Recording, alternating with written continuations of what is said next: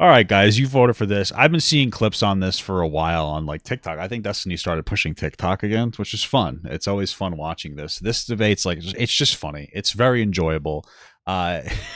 He absolutely decimates this girl who runs weird defense for Russia. I want to watch it. Let's take a look. I know it's like maybe it's like a month old, but it's still let's still watch it. All right, let's get this going. It's called That's Slander and a Slur. Debate implodes in heated confrontation. Let's get going.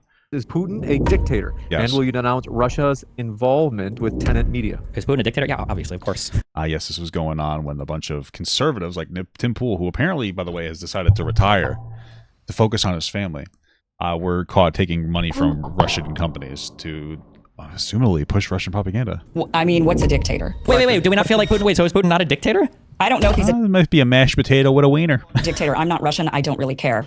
Russia wants to invade its neighbors. Do you not think other countries have an obligation to help? No. Do you think that in World War II, do you think the United States should have stepped up to fight against Germany? I think that the United States... That's such an easy yes or no question. Should we have It's stepped up not to an fight easy against... yes It's or no such an easy question. yes or no question. Should the It is United States not. have stepped up to Why- fight against why- Germany? So we don't even know if we should have opposed the Nazis. Okay, I will call out people who I think take money from other countries and they don't declare it. People like who worked under tenant media, other people that are still operating in this media environment, people like yourself probably. Sort of slander, that sort of slur right here in front of everybody. You're a piece of shit. And I speak for a lot of people when I say that. I'm sure you do, and I'm sure they're all flying to Moscow right now. Yeah, I think that right now, I think one of the most important things in America, and I think for the world, is that we all kind of get back on the same page factually about stuff that's actually happened. So I think supporting Harris. Yeah, that would be really nice. It'd be nice to be able to look at a Republican nominee and go like, you know what, maybe I could vote for them. Is important for a few key reasons, and I think the first one is that right now the Conservative Party in the United States is completely and totally divorced from any type of factual reality. I think that the Democrats, whether you agree or disagree with their policies, are at least more in the real world than the Republicans are. If you want, you can look through the Dominion lawsuit against Fox News, where Fox News literally says over and over again, we're going to lie about the Dominion machines. They do lie about the Dominion machines. Isn't that why they had to get rid of Tucker Carlson because of that? The reason why they do that is to keep up with the other false conservative media that's lying about the Dominion machines. And you can see this over and over and over again, whether it's all of the allegations of voter fraud, where Sidney Powell and Giuliani have said that they lied about it, whether it's Trump pushing voter fraud claims that he has been told over and over again are not true. I just think the fact that conservatives are no longer based in reality is a huge threat to really the world, because it makes it so we can't live in this in reality, so we can't even discuss policies, and instead we're wasting all of our time debating conspiracies. And that's, I think, one really good reason to support the Democratic Party. On policies, I think supporting the Democratic Party or the Harris candidacy is also important, because Trump has no policies. Every time he opens his mouth, he just says some random crazy stuff. He's talking about a 10%, 20% tariff on all imports. I don't even know if he... Yeah, which is like way too aggressive, and it's going to end up like stressing out them, like really the lower middle class in the United States more than anything else. You know, I understand the general sentiment of like, hey, listen, let's bring jobs back to America, and that's great. But I mean, if your plan literally cannot work, then it's not a good plan. So him just saying it sounds like either it's stupid or a virtue signal or both. Knows what a tariff is. At times where we're worried about things like inflation, the idea of adding like 10 or 20% of a price tag onto every single good that you buy is absolutely insane. I think that in terms of economic policy or in terms of domestic policy, I think that the Democrats are much more able to get real stuff done rather than just kind of like pander to an audience. I mean, that's fair. I mean, they got Biden got the infrastructure bill passed, like you got the CHIPS Act passed. And Trump rejected a bipartisan border wall bill that would have strengthened the border and expedited asylum-seeking processes to either get people in faster or get people out faster. For example, Trump ran on building the wall. He had 4 years to build the wall. He didn't build the and wall. he had a pretty stacked Senate and House, and he still couldn't get it done. So kind of which makes sense now, because when you look at it, he had that border wall bill rejected in 2020. So he could run on the border again, because it was the only thing he ran on the border really in 2016. And so it makes sense that he wouldn't actually do anything about the border when he had the ability and means to do it, because he had the Senate and he had the House, I believe, when he first was in office. I think he had the Senate and the House. Maybe I'm wrong about that. I'm pretty sure that he did. But him not getting it passed, it just sounds like he wants to blame the Democrats more for these things. Blah, blah, blah, blah, blah. And even though it's not really their fault. Well, he had Republicans in both halves of Congress. There's really no excuse for his failures other than blaming the people around him, which I don't know why he wouldn't just do that again the next 4 years that he's in. Spoiler alert, he will do that again. You compare Donald Trump's, saying we're going to do something about China to Biden passing the CHIPS Act because he was able to actually be an effective leader and get Congress to legislate an actual bill. Or if you look at how the Democrats tried to tackle the border problem, where they had a bill and Trump shut it down because he wants to keep the border open for election season. I think and it was bipartisan, like agreed. It wasn't just a bill. Like the Republicans, like they agreed with the bill, and people might be like, "Well, it wasn't perfect." Yeah, that's called a fucking compromise, Basically, that the Democrats win when it comes to actual policy. And I think Donald Trump as an individual is an abhorrent, amoral, un-American, unpatriotic, treasonous person who tried to weaponize the DOJ. He tried to create fake slates of electors in order to overturn the electoral vote. Yes, sir. He basically cheer-led violence on January 6th to try to pressure legislators to not certify the vote. And he tried to subvert the peaceful transfer of power, only leaving when, at multiple stops, there were other people inside of the administration that basically stopped his attempt to, take take over power in the United States to prevent the actual outcome of the last election from True. coming to fruition. So I think that Harris is a very, very easy choice over Trump, basically no matter which way you look at it. But, True. yeah, that's my argument. And I don't even think Harris is. I don't think she's like bad, but she's like not particularly good or interesting either. But we're up against Trump, so you know. You got it. Thank you very much for that opening, Stephen. And folks, if it's your first time here at Modern Day Debate, don't forget to hit that subscribe button as we have many more upcoming debates. And we're going to kick it over to Kim. Thanks for being with us, Kim. The floor is all yours for your opening as well. Thank you. The reason why you should not vote for Kamala Harris, I think the biggest reason why you should not is to protect democracy, the very thing that Well, you're not going to win on that front because Donald Trump is an affront to our democracy. Democrats claim they're constantly trying to protect. Meanwhile, Vice President Kamala Harris ran for president in 2020. She ended up having to drop out early from the race before the first primary vote because her candidacy did not generate any significant support among the Democratic electorate. There was a lack of enthusiasm. There was a lack of confidence in her leadership. Nonetheless, even without all of that support, she ended up being selected by party elites to be the vice president for Joe Biden. Well, what? I mean, vice presidents are chosen by the presidents that are running, right? And usually, like, you pick a vice president based on ground you feel like you can cover, right? So Obama's vice president was Biden because Biden was a career Democrat that was really good at working with both sides, and he had a lot of experience. Where Obama was very fresh and new. That's why they took him. The same reason they took Pence for Trump. He was like a career Republican, et cetera, et cetera.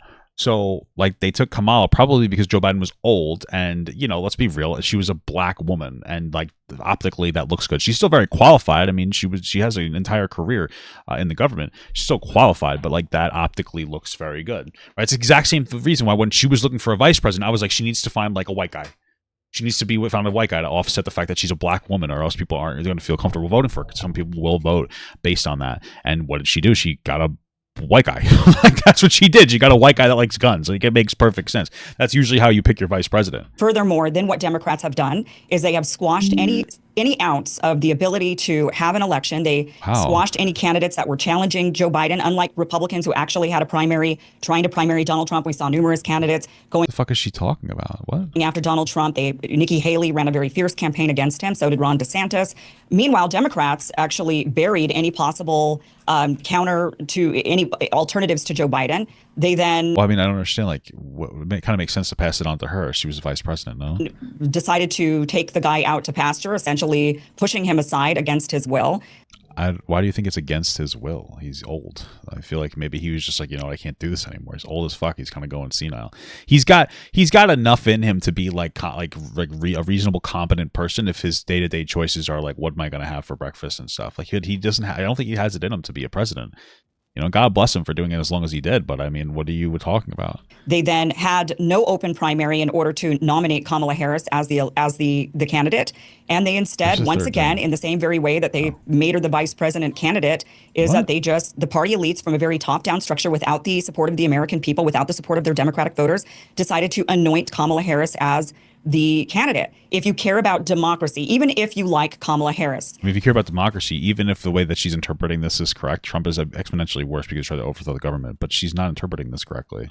To support that type of anti-democratic behavior is signing off on this happening over and over and over again. To agree to this, maybe you like Kamala Harris today, maybe she is the person that you think you agree with her policies, but the fact that Democrats have done it in this very undemocratic way, you're paving the way for this sort of authoritarian top-down form of leadership that the next time the candidate that you don't like could end up being the one nominated. Although I will say that the vast majority of the voters do not like Kamala Harris, so she's not a particularly popular candidate.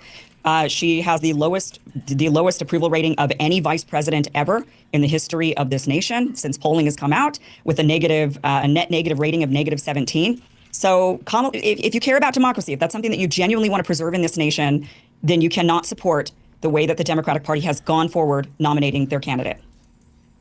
Thank you very much for that opening as well. Folks, want to let you know we're going to have roughly 1 hour and 45 minutes for tonight, so do get your questions for the Q&A in early. You can do that either tagging me in the live chat with @ModernDayDebate, or you can use the super chat that will push your question to the top of the list. We don't want insults toward the guests. We want sincere questions. Thank you very much. Floor is all yours, Destiny Kim. Yeah, I guess the first thing is, do we agree that Donald Trump thought that Vice President Pence could choose him as the winner of the last election? I don't know Well, he did, obviously, if he was trying to pressure Pence into taking faulty electors. So what Donald Trump thought when it came to that. I think that there are some legalities with how our country runs that do allow for certain procedures. A lot of them are really wonky and they get into the weeds. So there is maybe a possibility that he thought something could happen, but Okay, are you or aware maybe he that didn't. are you aware that Trump and Eastman wanted Pence to break the law in Congress, the Electoral Count Act? They wanted him to break that law to choose Donald Trump to remain president. Once again, I'm not sure if that was breaking the law or if that was using an obscure I believe it was breaking the law. What are you talking about? procedural rule that would allow for something along those lines. That has been debated by experts. I am not an expert on that, but experts do debate that. To be What expert debates that? clear, experts don't debate it. Are you aware that Eastman himself said on first How do you know? pass? Why do you say that experts don't debate that when they do debate Because that? there are none. that is, Find them and bring them to me, and I will destroy all of them. you No don't think real that there are expert. any- No, there are none. That there rule that would allow for something along those lines. That has been debated by experts. I am not. Hold on. Once again, I'm Count Act. They are aware that Trump and Eastman wanted Pence to break the law in Congress, the Electoral Count Act. They wanted him to break that law to choose Donald Trump to remain president. Electoral Count Act, 1987, 1887 when it came in, is the United States federal law that added to procedures set out in the Constitution of the United States for counting the electoral vote following a presidential election. Okay. Uninformed at last. Okay, gotcha. once again, but experts do debate that. To be clear, experts don't debate it. Are you aware that Eastman himself said on first How do you know? pass? Why do you say that experts don't debate that when they do debate Because that? there are none. that is, Find them and bring them to me, and I will destroy all of them. you No don't think real that there are expert. any- No, there are none. That there are any experts that debate whether or not there are some procedural rules that would allow for certain things to happen during those procedures. You don't think that there's any expert out there? Even if there is like a procedural rule, like the rule being for have electors vote against the will of the people, like even if that was a rule, which I doubt that it is, that's still anti-American and anti-government, or not anti-government. That's like anti the people. No, yeah, there might be a rule where the electors can just not vote the way that the people ask them to. Oh yeah, why would you ever agree with that rule? But who cares if it was a rule? There that was arguing that, because I heard numerous experts saying that there was this, What obscure expert? rule that would allow something like that to happen. Maybe from other countries, but not from the United States. No. There were no serious experts arguing this. That's why Eastman himself said that if it went to the Supreme Court, he said they'd probably lose 7-2, then he said they'd probably lose 9-0. 7-2. So 2 of the Supreme Court justices, do you not think that they know the laws of this country? Eastman was asked on first pass, do you think that they would win in the Supreme Court? And he said, we would probably lose 7-2, and then he admitted they would lose 9-0. But actually, we don't know because it never went to the Supreme Court. But had it, maybe it would lose 7-2. I'm not saying it would have won, but the fact that there maybe Why are those two more important than the 7 though? would have been 2 or 3 justices that would have Especially since Trump stacked the fucking Supreme Court. ruled in favor show that there is an obscure rule that potentially could have been used that Trump thought that would be possible. If you're the progenitor, if you're the originator of the idea, and even you think that you would lose in the Supreme Court, but maybe 2 people will side with you, that doesn't seem like an idea that's hotly contested by experts. Experts clearly, if 2 of them would agree to it, then maybe you wouldn't win, but it still doesn't mean that the rule isn't worth challenging. There's plenty of cases that lose in the Supreme Court. It doesn't make them not worth challenging. Do you think it would be in line with American democracy for the president to tell the vice president to ignore the will of the voters and choose who the next president is going to be?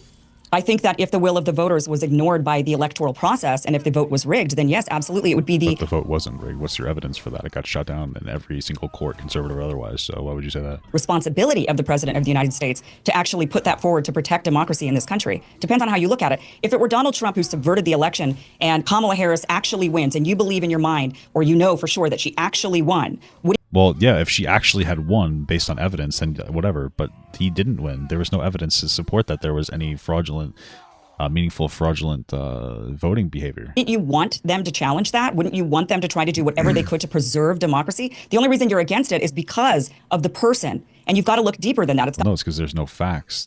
He has no evidence. got to be about the actual process, not the person. Donald Trump might not be your guy or my guy, but nonetheless, the process needs to be protected. Yes, I agree with that. You already said that you don't know the process, so I don't know why you're appealing to the process. Donald Trump I'm did saying try that to the challenge the process- election with 64 different court cases. He won one of them in an inconsequential Pennsylvania case that didn't really impact much of the vote at all. He lost the other 63. He was shut down in the Supreme Court a number of times, and he was shut down when he tried to present false evidence to state legislatures a number of times. Everywhere that he tried the process, he lost, and that ended up with him begging Pence to basically just choose him as the winner of the election. At what point can we not say this is probably anti-democratic? How is that anti-democratic? He went through the process. If you challenge things in Yeah, he challenged it, which is fine. And then after he lost the challenge, he tried to circumvent the peaceful transfer of power by having like his vice president like change the fucking change, like tried to like lie What are you talking about? Court and you lose in court, that's still using the process. Just because you lost doesn't mean that you're doing anything illegal. It was illegal to break the ECA. He lost in the courts. That's why he told Pence, I need you to break the law and choose me to be president. That was the process. He went through the courts and he lost. He didn't like the result. And then he asked Pence to choose him to be the winner of the election. This is anti-democratic. I believe that that is part of the, if that's part of the process, that's part of the process. Was it part of the process when they had people forge in 7 different states that they were the electors and that they wanted to vote for Trump? Again, there are a lot of rules with the process. In fact, when the Democrats were upset that Donald Trump had won in 2016, they pursued similar tactics. Can you name a single? Well, they didn't. What are you talking about? The hell is he talking about? What is she talking about? There's no, like, there have been people that said, hey, I think I won, and they didn't. And that's like, but you're allowed to say, hey, I think I won, and like, or whatever. But like, you can't just like, once you get the answer, it's like, hey, you actually didn't. You have to take that. Single state where they had a false slate of electors made without the approval of the state legislature? No. I believe Colorado actually in 2016 did put forward some alternate electors, or even said that they wanted to have a compromise candidate send electors to do the election and instead put Mitt Romney in as a compromise candidate. I remember hypothesizing on what a state legislature said that maybe they want to do, maybe they did, is far different than Trump's campaign. That's great that there was a push for it. That's great that some people might have pushed for it. Donald Trump and his underlings falsified 7 different slates of electors for Pence to choose on January 6th. This is anti-democratic. What could be less democratic than trying to change the outcome of the election of a state because you don't like the result? Do you believe that the election results in Venezuela were accurate? What the fuck does Venezuela have to do with America? I'm not Venezuelan. I don't care about the results in Venezuela, but we had ways to challenge the results in the United States. Breaking the law and having the vice president choose you to be the president again, surely you can see the conflict of interest there, right? The guy that is president right now is saying that the election was rigged when he's running for election again. I mean, like, why would we trust this person who lost in every other forum? In 2016, Democrats believed that the elections were rigged. Hillary said, hey, I think I won, and then they dropped it immediately. That's not the same thing as, you know, having a January 6th. What was the difference, though? In 2016, Hillary conceded that night. Donald Trump said stop the count and try to win the election early. Did Hillary really concede, yep, or she did they? She conceded. Yes, she conceded. And they continued to undermine behind the scenes Donald Trump's presidency. Continue to. What did she do behind the scenes? Delegitimize it. Continue to go after him numerous. What did she do behind the scenes? Times over and over after 2016. You can go after people however you want. What could be less democratic than Donald Trump telling Pence, "I want you to make me the president again. I'm not happy with these court results. I'm not happy with what's going on. I need you to choose me again to be president."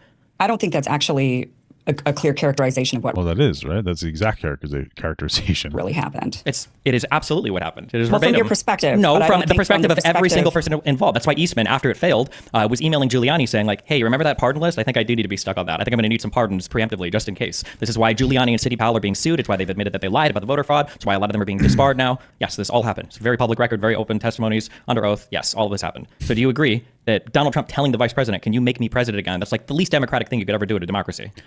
I think that if you think that the election was rigged, I think that it is your responsibility to protect democracy. Listen, if you want to have the wrong perspective that you thought the election was rigged, so it was justifiable to do a January 6th, okay. I mean, at least you're kind of consistent, I suppose, with something.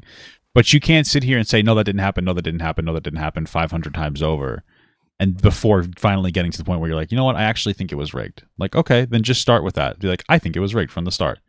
So you think that Donald Trump should have tried to steal the election if he thinks that forgive me, I just want to I want to give you a chance to each of you to get any last thoughts on this, but then I want to redirect us back to Kamala Harris per se. Okay, yeah. I just think when we talk about democracies, the Democratic Party or the Republican, like, just start with, you know what, I know these things happen, but I think that Trump won, and so he had a right to do blah blah blah. Okay, I mean, you're wrong, but at least you're like kind of consistent. The Republican Party could literally right now say, "Oh, here's my candidate. We're going to put this guy forward, and then you guys can vote for them or not in the general election."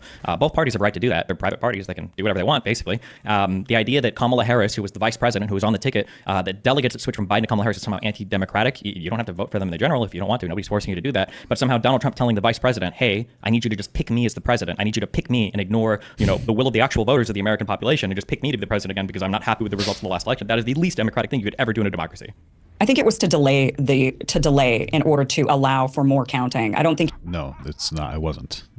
It was just install me as president again and anoint me as president. It instead was a tactic to delay in order for the challenges to go through the courts. The challenges had gone through and they'd all lost. All 64 cases were resolved by then. They had nothing live. Everything was dead. It was completely gone. That's why they wanted him to just choose him to be president again during the January 6th counting ceremony. Yeah. Forgive me, Kim. I'm sure you've got a round in the chamber ready to fire, but I do want to just redirect us just back to Kamala Harris per se. I'm sure she'd be glad to do that because she's getting fucking wafted out. Okay, so regarding Kamala Harris, it is an undemocratic process. to anoint the next person. Even if the Democratic Party is allowed to do this because they are a private company, I understand that the courts have. But you don't believe this because you just said that maybe Donald Trump, in his trying to figure out, like in his trying to reject or stop the people's vote. Okay, let me phrase this better. You just said that there might be some kind of loophole that was worked in for an elector to not have to vote with the way that the people wanted them to vote. And you said that that would be fine, but now you're saying that there's some kind of issue in the democratic process. But like, why wouldn't you find that to be problematic in the democratic process? It sounds more problematic. Ruled in that way, shouldn't that bother you? If you are somebody who actually wants to protect democracy, it doesn't matter if these are private companies, if these are private corporations. They're supposed to be championing and standing for democracy. And in fact, that is something that the Democratic Party claims that they are holding the torch for, is democracy. Yet what they do is they completely undermine the voters. Kamala Harris has the lowest rating ever of any vice president in the history of this country. And yet they anointed her as vice president without even an open primary. They didn't have an open primary, nor did they have an open convention that would have allowed at least the electors to vote for other people. They didn't even allow that. They just said, Kamala Harris is our person. This is a person you're going to have to vote for. And they didn't give you a choice. That is completely against democracy. I have a choice. Again, she doesn't care about this point because she literally was trying to. She has a bigger issue with Kamala Harris stepping up and being the next person up after Biden, which makes perfect sense. Even if it's legal, but she would not have a problem with electors voting against the will of their own people if it was legal. That doesn't make any sense to me. Like, she's literally not, like, that makes absolutely no sense. I can vote for whoever I want in the general election, so you're completely wrong there. The goal of the party is to put forth a candidate that is the most likely to win the election. I think that the Democratic Party choosing the person who is on the ticket that won more votes in any presidential election in all of history is probably better than trying to have an open primary and having us devolve into a crazy, shit show for a month trying to figure out who the next candidate is going to be. I think the DNC choosing Kamala Harris probably gives them the best chance to win in the general, and I'll be voting for Kamala Harris because she was part of the ticket that all the other Democrats voted for on the last election. If you're not happy with that or if you don't like that, that's fine, but it's not anti-democratic because nobody is forcing you to vote that ticket. If you want, vote for somebody else, or just don't vote at all, or have a protest vote or whatever, and the DNC would probably never do that again. The idea that it was anti-democratic for the DNC to pick the path that they wanted to put forth who they felt was the best candidate, which traditionally they do with the delegate process or an open primary. But this time, because of extenuating circumstances, they just went with the vice president who was already on the ticket. I think to call that anti-democratic is silly. There's nothing anti-democratic about that. Nobody's forcing you to vote for Kamala in the general election. Oh, how else are you going to vote? Who would you vote for then? Who are your options? I could not vote. I could vote for Trump. I could vote for Jill Stein or the Libertarian candidate. You vote for whoever you want to vote for. It's the United States of America. So you don't think that the party that is saying we are the party for democracy and then completely subverting that democracy and not even listening to the will of the Democratic voters and instead just force feeding them a candidate, you think that that is fine? That's democracy? They're standing for democracy is not what you do inside of a company. Democracy is not what happens in the McDonald's manager's office. Democracy is what we do to protect the institutions of the United States of America while we're expressing our will through the structures of our government. The Democratic Party, as a private party, their goal is to put up the candidate that they think can win best. When the Democratic Party talks about protecting democracy, they're not talking about the internal primary process or how they, put delegates to different candidates. They're talking about defending democracy in the United States of America as part of the U.S. government. So their goal should be to put up the strongest candidate. There aren't a ton of people in the Democratic Party that hate Kamala Harris and are mad that they put her up. There are some extreme people, or there are some outsiders that are trying to say that it should be different, but Kamala was part of the most winning ticket in all of presidential history. If anything, I think I'd be more upset if I was a Republican and I saw that Donald Trump didn't even debate the other Republican candidates because he was so scared of now, as we've seen, being exposed as a delusional, insane old man that can't even, hold his composure on stage. Donald Trump didn't have a single debate with Haley or with DeSantis. And you're going to say that process was somehow more democratic? Like, no, they're private parties. But the Republican Party can choose their nominee however they want as well. I don't care. It's their private parties. They decided to actually listen to voters. That's how they did it. They decided to let people vote and decide. Nikki Haley put up a fierce campaign. So did Ron DeSantis. I mean, wouldn't this, if anything, be positive for the Republicans, though? Like, if they... Because that should be an easy win. Oh, nobody wanted Kamala to be the Democratic elect or whatever. So I'm going to vote for Trump instead. Wouldn't this be really good for Republicans? DeSantis, so did... But no, of course not, because the reality is they're upset that they can't just run against Biden because Trump made his entire plan running against Biden to just be like, oh, he can't talk, he's stupid, so they can't do that anymore. Many others, and ultimately the voters decided that they didn't care to hear a debate between Donald Trump or Ron DeSantis or Donald Trump and Nikki Haley. The voters decided, not the top-down elites sitting in a back room deciding who was going to be their best candidate. They didn't really want Donald Trump. There was a lot of internal chatter inside of the Republican Party not really wanting Donald Trump, but ultimately they did allow the voters. Where is she getting this weird cosplay from?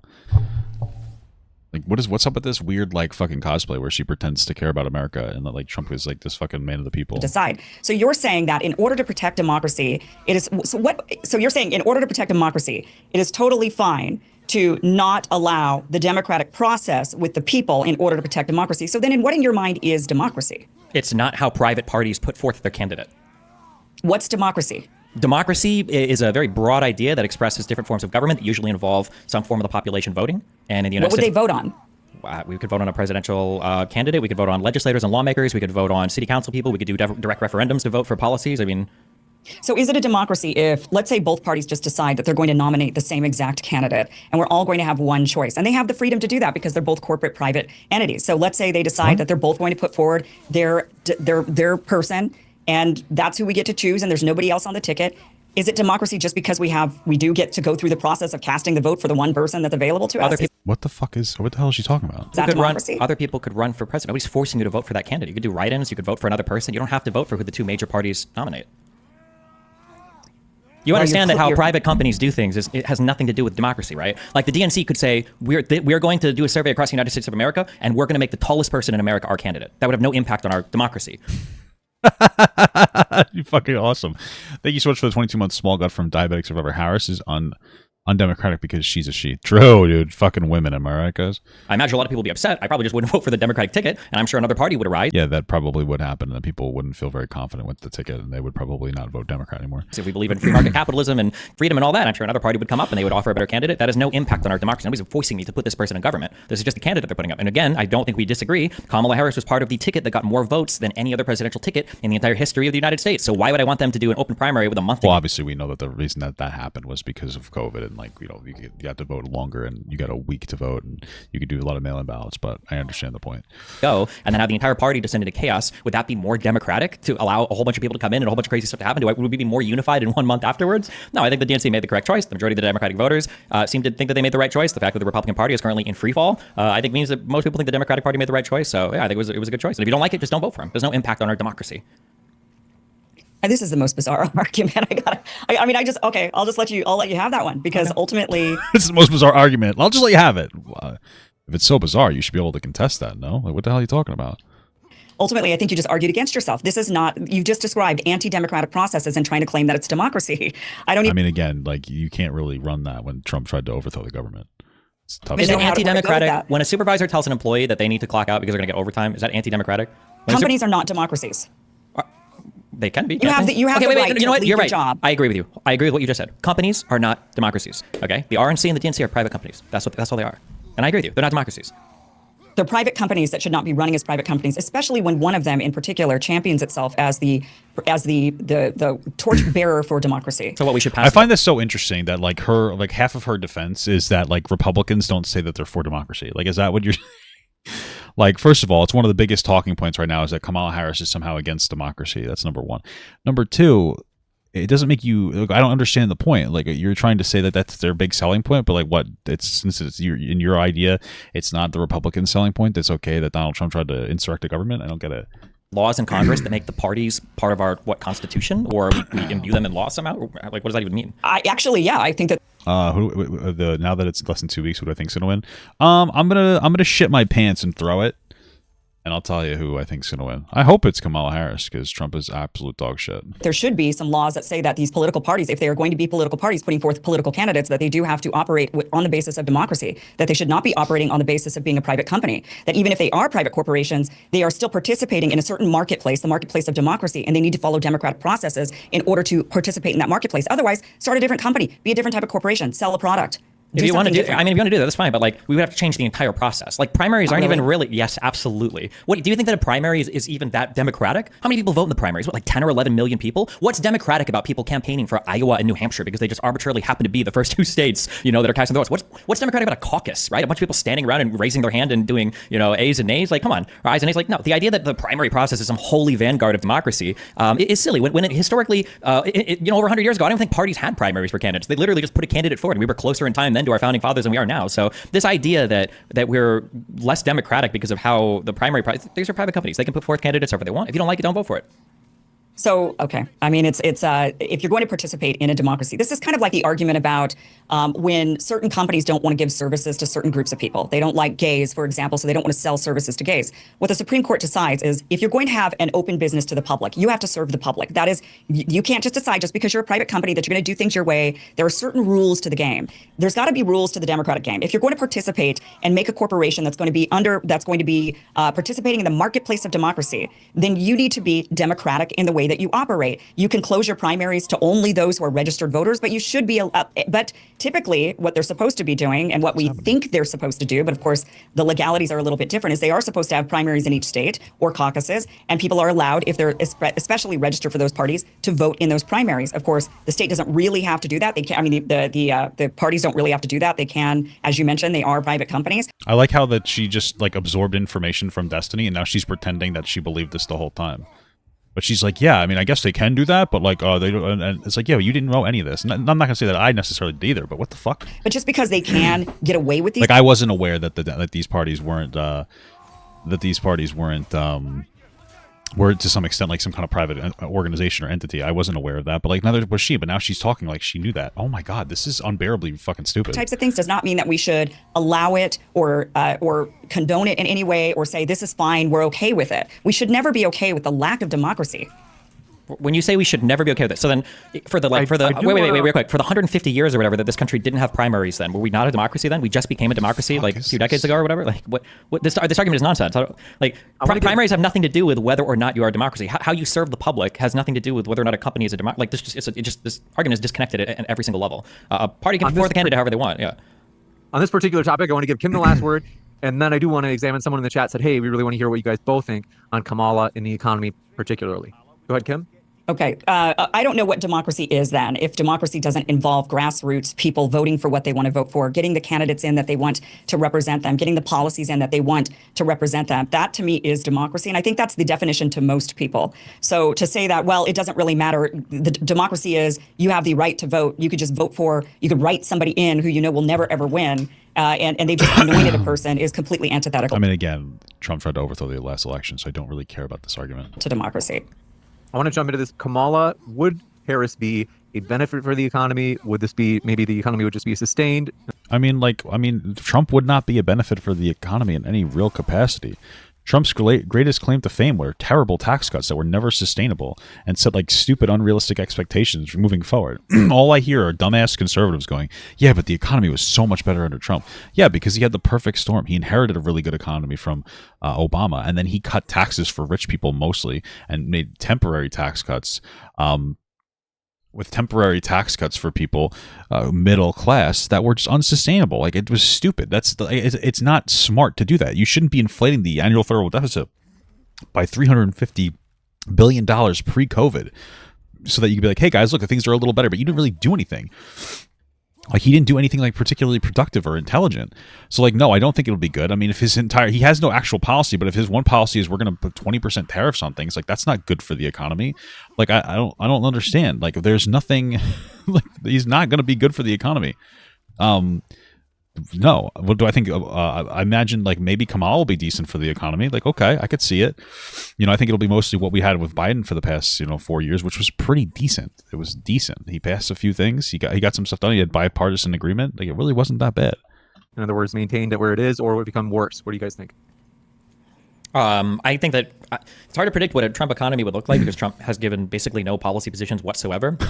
Even though Kamala is a bit to the left of me, I trust her on the economy more because I think that Democrats tend to hold their own accountable. I think that Democrats tend to put a little bit more restraint if a candidate suggests something crazy, but Republicans are completely and totally unable to hold Trump accountable because the entire party is obsessed with Donald Trump. So if Donald Trump says something insane, like he wants to put 10 or 20% tariffs on every import in the world, the entire Republican Party is absolutely silent on it because nobody can say anything to counteract anything he says because, so Donald Trump is going to try to bully them out of office and turn them into a rhino and destroy their career.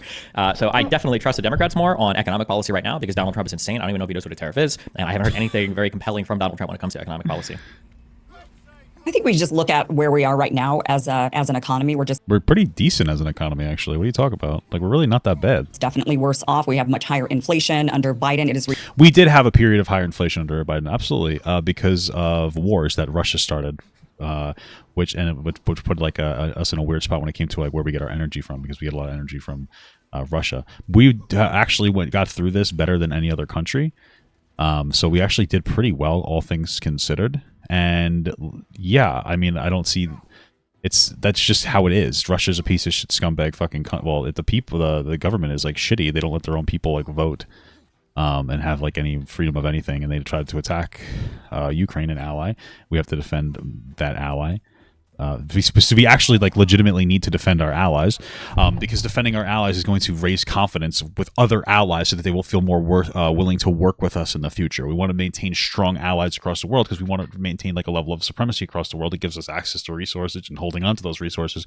And it's also good that Western ideology gets pushed because it's the best ideology out there, the freest for gay people, trans people, women, children, men, workers, everything. Even though it needs improvement, you're allowed to actually criticize that. We have better freedom of speech. We just have a better system in general.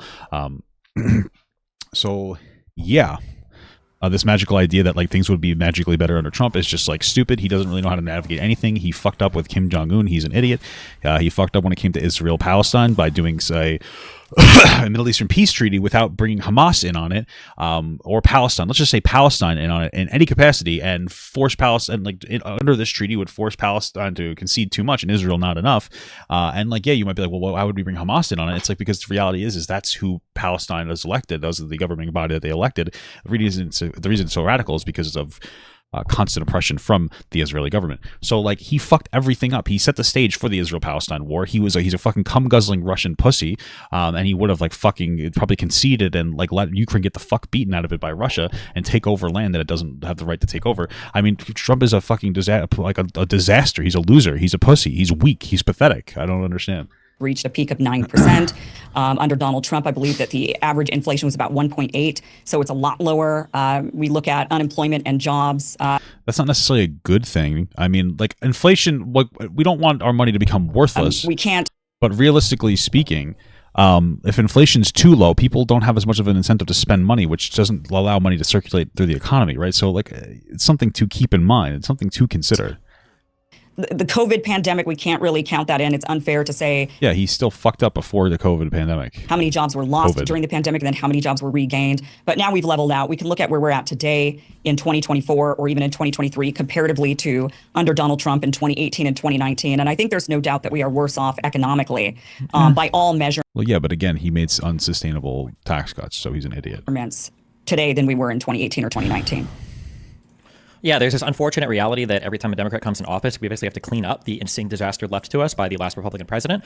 This is true. When it was Obama, it was having to clean up the disaster of the 2008 financial crisis. And when it was Biden, it was trying to clean up the disastrous response that Trump had to COVID. So is the economy worse off now than it was in like 2018? I mean, it depends on which indicators or which metrics you're looking at. There are definitely some things that are harder. Inflation was definitely an issue relating to COVID. But one thing that I noticed was curiously absent from Kim's answer here was, what is Trump going to do about it? There were no policy positions given. There were just statements made about the state of the economy. Donald Trump did massive deficit spending that, of course, would contribute to the inflation that we felt a few years later. Donald Trump slashed taxes, he cut government revenue, and he didn't actually decrease any of the government spending. He ran the highest budget deficits for no reason of any president in all of history. At least Biden can say, well, I was dealing with COVID, I had to do something. Trump just ran massive deficits because he wanted to, because it was the popular thing to do. When the Fed talked about raising rates, he tried to bully them on Twitter. So yeah, of course, anything you go to government that's willing to just spend like crazy and reduce the amount of money they take in, of course the economy is going to be booming. But I mean, if you print a ton of money, you just give to people for no reason, of course the economy is going to be booming. What are the policies that Donald Trump is suggesting now that would help Americans going forward? And what do we think about this tariff idea? He keeps saying 10% tariffs, 20% tariffs on everything. How is that just not going to boost inflation even more?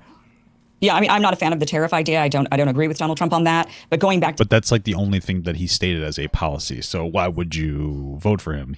What else does he have? To Harris and Harris's policies and whether or not she has anything that's going to be boosting the economy. I mean, to say that the Democrats. I mean, I know that she has like a bunch of different tax relief incentives for people that are like first-time home buyers and people who have like kids. So are here now cleaning up Republicans' mess. I mean, whether you want to hear it or not, we probably don't necessarily need that in general, like a whole lot in general. What we need to do is we need to figure out how to tax technologies and put it into people's pockets. That's what we really need to do, because these technologies are displacing jobs and driving down wages. But an odd way to clean it up with record inflation, and we've got a record now gig economy, so people are not able to get full-time jobs with benefits. They're instead having to hustle, having 2-3 jobs. This is an odd way to clean up the mess. So if this is their idea of cleaning it up, I think most Americans agree that they would like to see some change. So maybe Trump, it's unclear exactly what maybe he would do to now clean up Democrats' mess. Well, isn't that a problem? He has no plan. But I think that just the option for change and potentially the ability to lower inflation, to better the economy, to better our lives, people, I think, are willing to take that risk if the alternative is more of the same. Yeah, so all I heard was there was one Trump policy I've heard of called tariffs, and I don't like that, and I don't know what else he would do, but hopefully it would be better. What That's exactly what she had said. I'm saying is that what exactly did Biden and Harris do? That Biden and Harris the managed. mess? I mean, they managed COVID decently well. Yeah, there was inflation, but there was less inflation in the United States compared to the OECD, compared to the G7, compared to like every other Western country in the world. We're doing better than basically everybody else right now. Yeah, there was inflation. There was inflation worldwide. COVID was a huge worldwide stimulus given to every single country on the planet. So of course, there's definitely going to be inflation felt. And Donald Trump didn't do anything to help inflation. Why would I think Donald Trump could help inflation when he had a booming economy and he didn't manage to cut the deficit? Donald Trump couldn't manage the budget when the economy was exploding. Yeah, that's true. Like Obama reduced the deficit by half. He had inherited like a $1.2 trillion annual federal deficit, and he got it down to $650 billion. Trump raised it to the trillion again before COVID even happened. When the economy's doing well, you try to reduce the deficit to try to get us into a surplus. The only time you should be increasing our deficit is if there's a like major issue, like a pandemic or a recession. The recession happened, of course, because of Republican President Bush. The how poorly COVID was handled happened because of a Republican President Trump. So why would I think he could manage the budget when the economy is having trouble? And now you've got the Fed actually announcing that they're going to be cutting rates because inflation has come under control. So it seems like the administration is heading in the right direction. Why would I trust Donald Trump, whose only economic policy he's put forth would increase inflation, which are tariffs? Why would I trust him to do anything good? Can you articulate like a single policy that you think Trump would do that would be good for the average American, that would actually help the economy? Well, I can tell you what he wouldn't have done that Democrats did do that actually crushed our economy, and that actually crushed the economies around the world during COVID in particular, and that was government shutdowns. That was Democrats with their Democratic government. First of all, the government shutdowns happened under Trump. Second of all, 3 million people in the United States alone died over the course of 3 years because of this. The people who like to deny COVID's existence are children who didn't have to work during COVID. I worked during COVID. It was not good. It was deadly. It killed people, and we needed to shut down. 1 million people died in 3 years based on the excess mortality rate in America alone. Get the fuck out of here. Okay? Like, I'm tired of like the entitlement complex. You're being stupid. Governors, and they were taking directives from top down, closing the economy. Of course, when you close the economy, you're going to end up with a lot of ramifications that are going to be very damaging to an economy. And that is not something that any Republican or Donald Trump advocated for. So I can tell you that, yeah. Yeah, that's why like it was done so poorly, because he was questioning COVID, pretending it was a conspiracy theory, being a fucking idiot. That is problematic. The world economy, everything was very bad. Under Biden, things have been bad with COVID. I don't know exactly what you think they did to clean up COVID or to help during that crisis, when actually all of the decisions, in particular lockdowns, have led to massive disaster. Who do you think was the president during the majority of the lockdowns? Who do you think actually directed the lockdowns? Okay, the answer was Donald Trump. The answer was Donald Trump. So Donald Trump was the president during the majority of lockdowns, number one. Number two, when you say, what did the Democrats do? I mean, we could look at a ton of different things. They had the child tax credit, something that Kamala Harris wants to bring back. The child tax credit slashed childhood poverty by like, what, 50%, 54%? It was a huge boost to working families. What else did they do? Biden passed legislation to make meaningful change and meaningful investments in our ability to manufacture microprocessors with the CHIPS Act, the ability to reinvest in our infrastructure with the infrastructure bill, a bill that Donald Trump wanted to get passed, but he couldn't in the 4 years that was here. He actually managed to pass a bill that tried to offset the spending of the bill with new tax receipts, with the IRA, the Inflation Reduction Act. I mean, what didn't they do? I mean, the Democrats tried their best, and I think we've seen the results of that. The United States is crushing the rest of the world due to actual legislation that I can articulate and actual policies that I can articulate. Donald Trump just rode off of an economy that was already booming under the last few years of Obama. We've been posting all-time highs in the S&P 500 and the Dow Jones since I think 2013, and all Trump did was came in and he spent more, and then bullied the Fed when they talked about raising rates because they were getting worried about inflation. And then here we are again. Baby love, when you come home, I need you to unplug my car charger, to unlock the door, unplug the charger, and bring it inside as fully charged. Thank you. Articulate a single policy or a single thing that Donald Trump would do. You're mad at shutdowns that happened under Donald Trump. I'm not arguing for Donald Trump. We're arguing against Kamala Harris, very specifically. Well, no, this is actually a debate between who would be better, Kamala or Donald Trump. So you're not true. Oh, shit. I'm not for Donald Trump. I'm not voting for Donald Trump. Let me just make that extremely You're guzzling his cum like you are. What are you talking about, you dumb motherfucker? She's got to be lying. Clear. So I'm not arguing on behalf of Donald Trump. I'm arguing against Kamala Harris. What we know is that Democrats have done a very piss poor job of actually managing the economy. We are not really. What are you talking about? We're doing pretty well. What? Off today by every single measurement. But we're better than every other country. We came out of COVID. Except China. We came out of COVID better off than every other first world country. How are we better off? We have now given away boatloads of cash. So just to be clear, he's better off than every other country. So comparatively, we're doing pretty well, despite the fact that the world is feeling pressure right now. She's trying to make it seem like, oh, we're doing better than we used to be doing. She's doing this very intentionally because she's fucking stupid as fucking dog shit. Just to be clear. What is to Ukraine, to Israel. We're giving away our money. We're not giving away our money. We're securing we're really securing our dominance when it comes to like our world economy, which is good for us because it gives us control over a substantial amount of things. That's a drop in the bucket compared to our budget yearly. Okay, number one. Number two, how are we better off? We're crushing them on our job market and our economy. We're crushing them when it comes to inflation. The USD is probably too strong right now for our exports market. What do you mean? How are we? We're crushing them in every way. You graduate with a computer science degree in the United Kingdom, and the first thing you're trying to do is find a job in the United States. You're trying to work for Amazon. You don't get paid 39,000 quid a year working as a programmer in the United Kingdom. What do you mean? How are we doing compared to the rest of the world? How are we beating them? We're beating them in like every single conceivable way, except for domestically, we're falling apart because of conservatives' refusal to accept reality. I think this conversation is a good example of that. The Harris policies, if they continue what Biden was doing, I think they put us on a good track. And it'd be cool to see what Democrats can do when they're not just trying to recover from the disasters left to us by the last Republican administration. So you're arguing that you really believe that the average American is better off today than they were under Donald Trump? Yeah. So again, like this isn't like a conversation. This is just she's being stupid. Trump didn't really do anything long-term positive. He gave you some short-term games so that he could try to win the election again, but it wasn't. His policies were not good. I don't know if they're better off today than they were under Donald Trump, but that's because we had COVID. The question isn't whether or not we're better off today than we were 4 years ago, because we can't go back in time. Time only moves in one direction. The question is would we have been better off with 4 more years of Trump? Probably not. I don't think so. There's zero indication that that's the case. And then the question would be, in the next 4 years, are we going to be better off with Trump or with Harris? And I see no reason. Donald Trump couldn't pass any big bills or any legislation, even stuff he said he wanted to get done. You couldn't even repeal the ACA so he can control any of his spending. All he did was spend. Donald Trump's just, and the only major policy platform he's talking about are tariffs on everything. So why would I think Donald Trump would be good? The stock market is posting all-time highs, our unemployment is still low, the Fed wants to cut rates. Every economic indicator is looking positive. I don't even know what to say. What could Donald Trump possibly do? What's wrong with what Harris wants to do?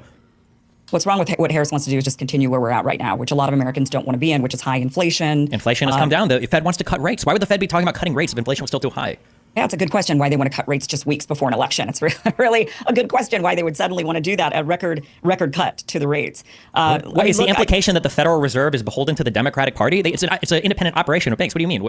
I mean, we can do conspiracies if we want.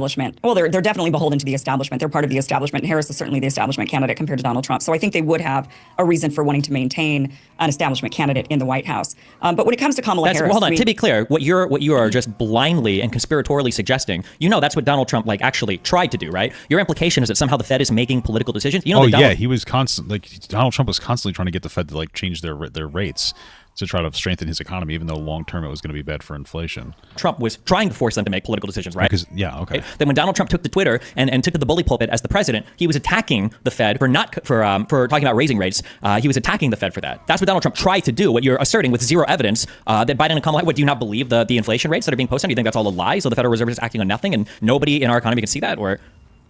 Well, don't you think that it's interesting then if you really believe, and maybe... So he asked her a really good question. She's like, well, don't you think it's interesting that I farted? Okay. You're right, that the Fed completely operates completely independently from any political influence whatsoever. The fact that they feel like they need to do a rate cut this big, what does that tell you? What do you mean a rate cut this big? This is a very large rate cut. No, it's not. This is a large rate cut. They don't do just half a point out of nowhere. They usually do a quarter of a point, not a half a point. That's actually quite a large rate cut. No. For them to be doing that right now shows that they believe the economy is in dire straits under Joe Biden and Kamala Harris, that they have to take drastic measures in order to correct it. No. Hold on. I'm so sorry. Why are they doing it? Wait. What do you think? What are the two things that the Federal Reserve try to manage? I think I don't know 100%. They try to manage inflation. That's what they try to manage. I don't know what the other thing is, but they try to manage inflation. So when they increase rates, they want less money to be in the economy, and when they put rates down, they want more money in the economy. That's my understanding, right? Because the rates for loan rates, basically. So if you lower the rates, people are more incentivized to take out more money. If you raise rates, they'll take out less money. So right now they want to take out more money, which generally to me would indicate that the economy needs a little bit of a boost, but I could just be ignorant. Why don't you tell me? Okay, so you don't know, okay? The Federal Reserve tries to balance unemployment, and they try to balance inflation. That makes sense. Okay, so maybe they're trying to increase rates to have an impact on unemployment. Okay, these are the two indicators that the Federal Reserve looks at to determine how they should set rates. If inflation is getting really, really, really low, then the Federal Reserve is going to cut rates because we should have some amount of inflation to keep the economy healthy. Now I understand. So inflation is getting low. So this is why I'm fucking a little ignorant. That makes sense. So inflation is low. So they want to put more money into the economy to reduce inflation. Does that make sense? Or to increase inflation? Yes, they want to put more money into the economy to increase inflation. This is so fucking complicated to me. I guess that does make sense. The more money in the economy, the less your money is worth, and they want money. They want money, or excuse me, they want a level of inflation to be up there to overall increase. Like, that's my understanding. Increase like overall spending across the board. So they don't want you to have like. They don't. I mean, I don't even think they want you to have a. I don't think they want the value of the dollar to become too much more worth it, if that makes sense. Because then you're incentivized to just hoard your wealth because you don't really have to spend as much money, and that's not good for a healthy economy. I know this is very complicated to me. I think it's probably complicated to most of us, but that does make sense. That does make sense to me. It's just like a little fucking confusing. Moving. That's how the Federal Reserve makes decisions, and then it also looks at unemployment. If unemployment is getting too high, then they might cut rates. It just depends. Like, these are the two things. But balancing out unemployment and inflation are the two. That's the mission statement of the Federal Reserve. How could you accuse the Federal Reserve of acting in a politically partisan way? You don't even know what the mission of the Federal Reserve is. You're just saying random things. I'm dropping that accusation. I'm dropping that accusation. Okay. Okay, so you're dropping that accusation. It sounds like you have no idea what you're talking about. And admittedly, I don't necessarily know what I'm talking about all the time either. But I'm admitting it, right? I'm trying to understand. It's interesting, you know what I mean? Like, I'm not somebody who's like an economist, so it doesn't necessarily matter to me, but it's interesting. Asking you, why did they do the rate cut? Because they feel like inflation has come down significantly. So they want to boost it back up? Yes. You think that's exactly why they did? So they did a rate cut because they want inflation. What do you think the goal inflation percentage is? I think it's like 2 to 3%. I know that like our average inflation is about 3%. Idea. You realize you have no idea. You're laughing because you think inflation should be at 0%. Ideal inflation is 2%. What do you think unemployment should be? 0%? Yes. I think it's like supposed to be about 5%. Correct. 2% is the target. That's correct. And if they feel like we're undershooting that target, then they try to preemptively cut rates or raise rates because it takes a little bit for the Federal Reserve policy, for the federal funds rate, to actually impact what the trading of all the securities and everything is later on. So yes, that's why they're doing it. We can all look at the inflation rate. We can all look at the unemployment. These numbers are all posted publicly and everybody looks at them. So I mean, so the economy is so great. So you're just saying the economy is great. You want to keep it going the way that it is. I didn't say the economy. They don't look at the economy. They look at inflation and they look at unemployment, which are indicators of the economy and how healthy the economy is. They could be. They might not be. It just depends. They are two indicators, but the goal of the Federal Reserve is not to make the economy good or make the economy bad. The two indicators that they look at are inflation and unemployment. Those are okay. I mean, that makes sense. It's a little complicated, but it makes sense. The two things are there. Yeah. But you're arguing that you think that the economy under Kamala Harris and Joe Biden right now is great and that we should just continue on and that Americans are going to be fine. Yeah, kind of. It's pretty decent. Yeah. I'll give you a chance to respond, Stephen, but then I do want to jump into a new topic because we're going to go into Q&A about 15 minutes or so. I like this moderator, I will say. They don't spend too much time on like every topic. It's so much better than like most other moderators, honestly. Sure. Yes, I think obviously I think I've articulated policy. I've articulated economic positions. I've articulated how the economy has rebounded under COVID. I've articulated that the United States is ahead of the rest of the OECD. Every indicator points to the fact that this administration did a phenomenal job coming out of COVID for sure. And the major complaint that you had, the two major complaints I would guess would be like massive deficit spending, and then the one that you articulated, which was lockdowns, all happened under Donald Trump. So yeah, I do think that the Harris administration would be superior to whatever the Republicans put up. I want to give Stephen the last word this time, and then I want to go into the next topic, which is Kamala on the border. Who would be better for the border, Kamala or... Well, I mean, obviously not Trump. Trump blocked a border bill that would have put more border agents on the border wall and expedited the asylum seeking process to either get people out of the country that were here unjustifiably on the asylum, claiming asylum, or get them in the country if they had a valid claim for asylum. So yeah, Trump blocked that so that he could run on it.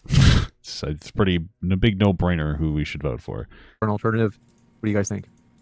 Like, Trump just seems to use the border as a way to win the election by not fixing it and constantly saying we have a problem. He can't get anything passed. Do you want to go first again, or? You're arguing for Harris, right? Yeah, Kamala would be better on the border because we've already seen Biden and the Democrats try to put up a border bill that would address a lot of the border problems. This bill was a Republican-authored bill. It was by Lankford in the Senate. They tried to put it up, and Donald Trump wanted the Republicans to vote it down because he wanted to keep the border open in order to run an election issue. So the idea that the Republicans would try to destroy the border for politically advantageous reasons is the only thing that I need to know to say that I would never trust these guys with any type of security issue, because clearly them winning political battles is more important than them actually securing the border, which we might see coming up soon with a budget. But yeah. They've had 4 years, so even if there is some interference that happens closer to an election. Yeah, they had 4 years, and the border was like rough. Let's be real. But also, part of the problem is because we were coming out of COVID, and lockdowns were so aggressive that people who wanted to seek asylum could not.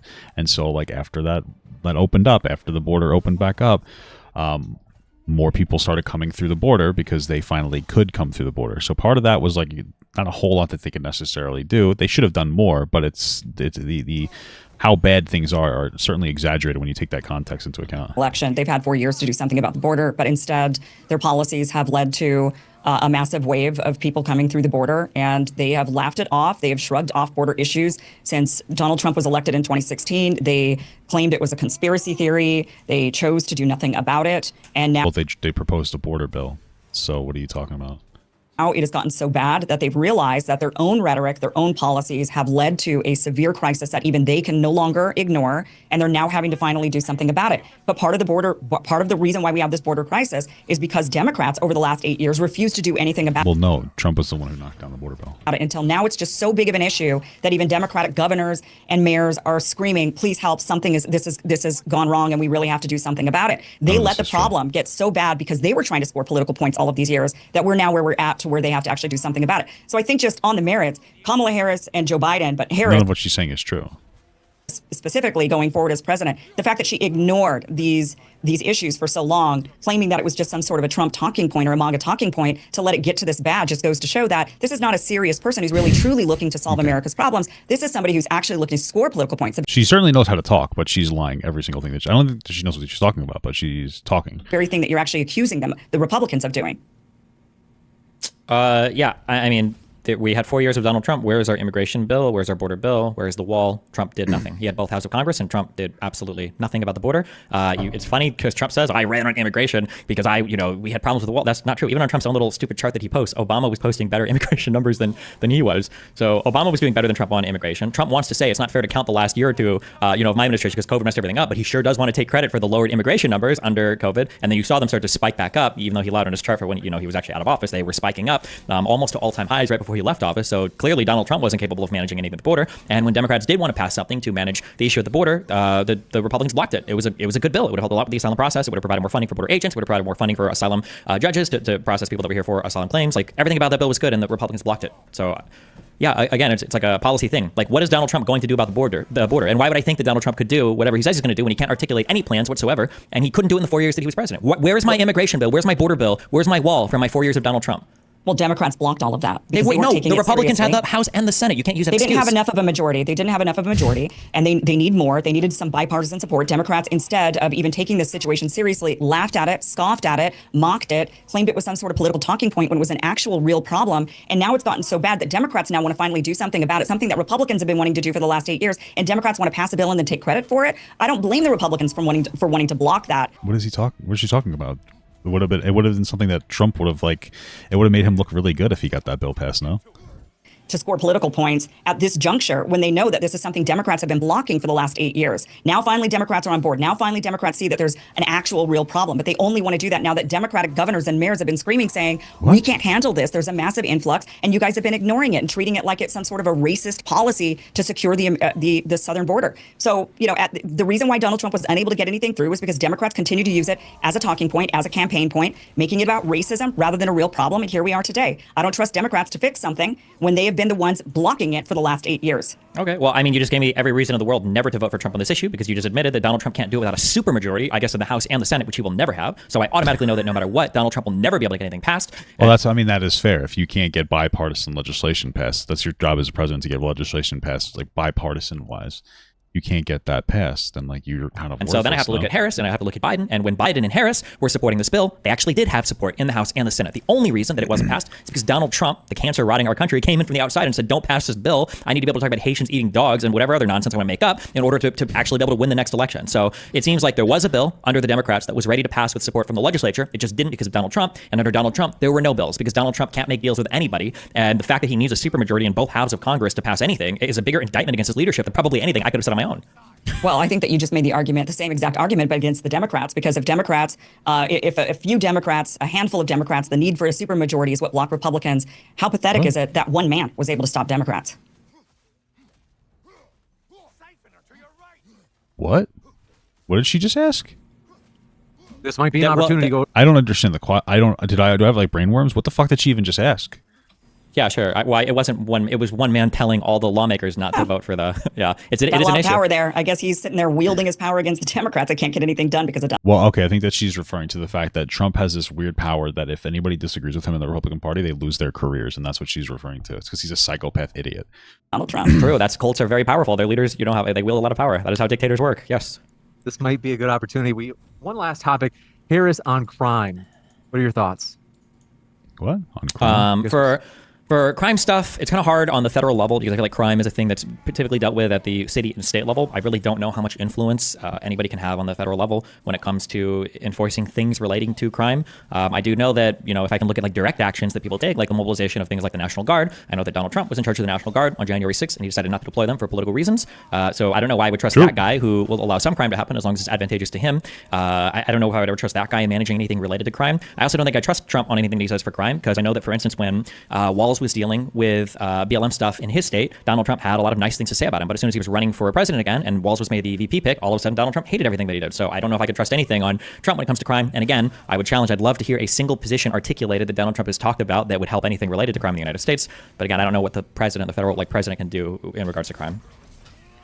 I think that when we look back at just even Kamala Harris. So she's just going to bring back to immigration. Record on crime as a prosecutor. She has a mixed record.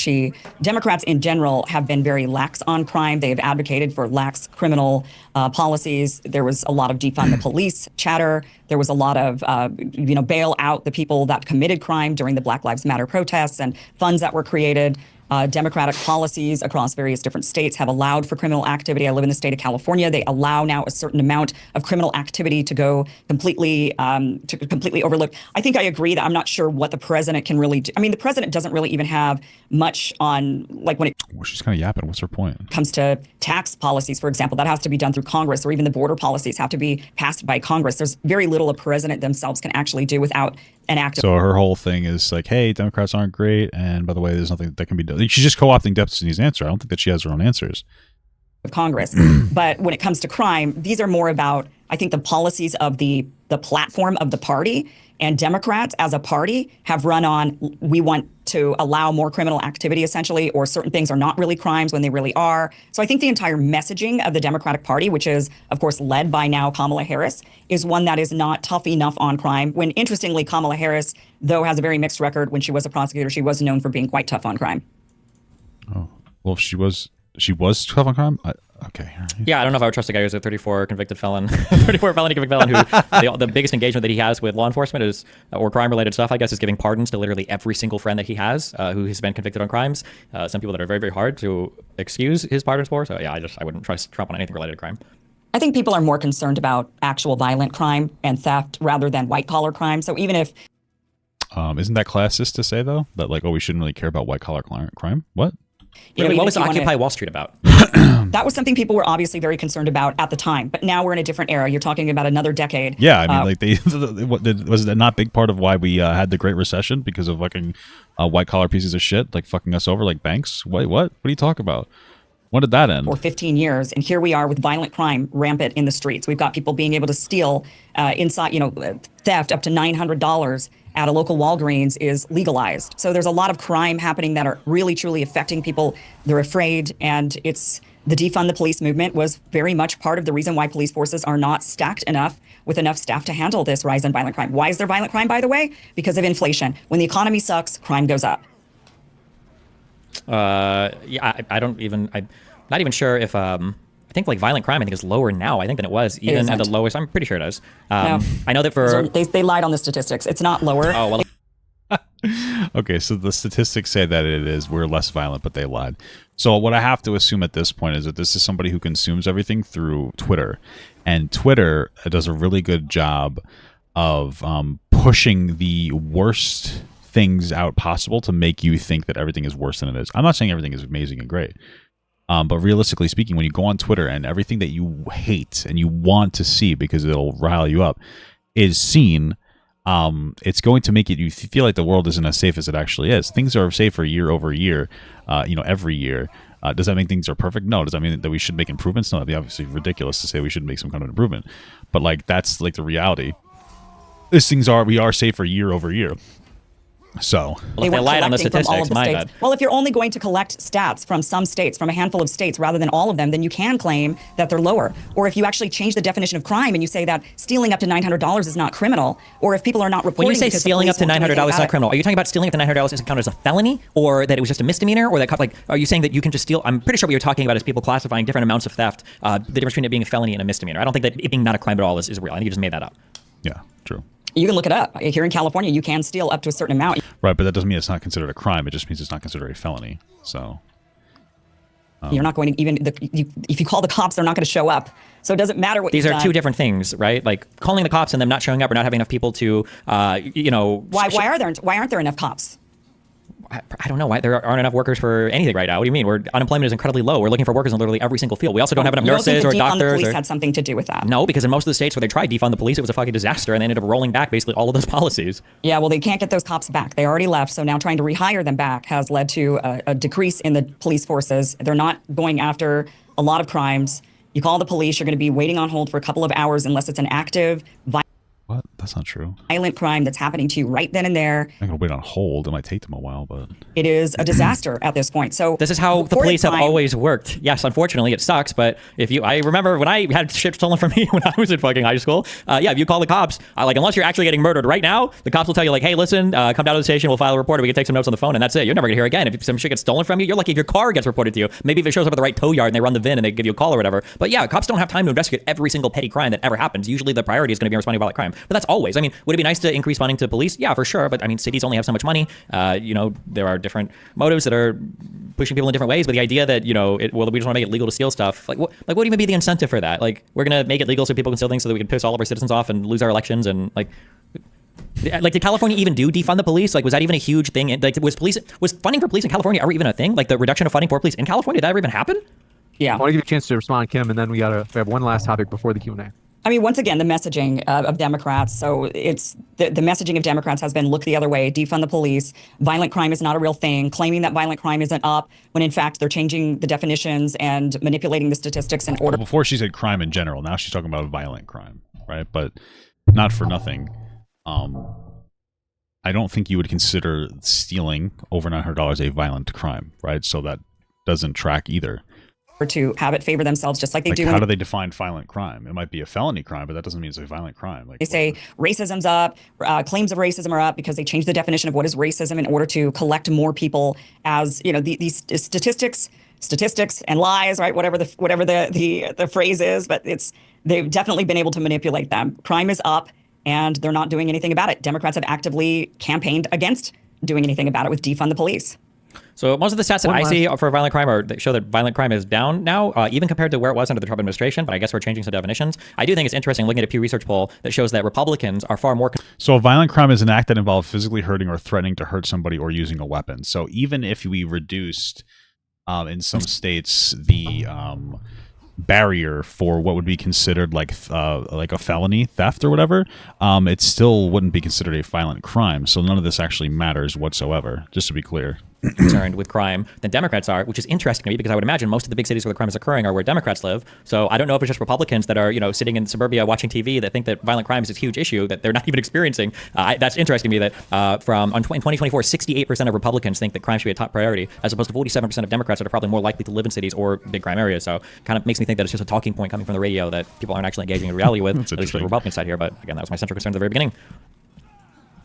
This might be a good opportunity to jump into the Q&A. One question coming from Otto is from Ukraine. Say, don't you guys think it is impressive that you guys started realizing the scale of Russian influence only now? You are 15 years too late. This might be also an issue in terms of Kamala on foreign policy, but I'll give you each a chance to respond to this.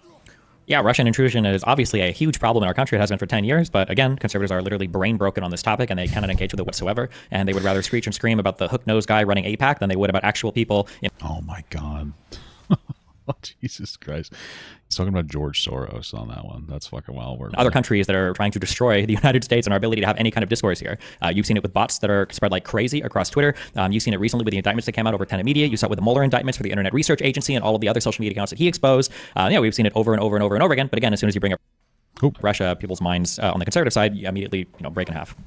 Yeah, we spent about $32 million on that Mueller investigation that didn't actually result in any sort of Russian interference or. Well, it did though, right? Like we saw that there was definitely Russian interference. That's a fact, just to be clear. And like, what there was? How many? 14 people got indicted on that? What are you talking about? Meddling in our elections.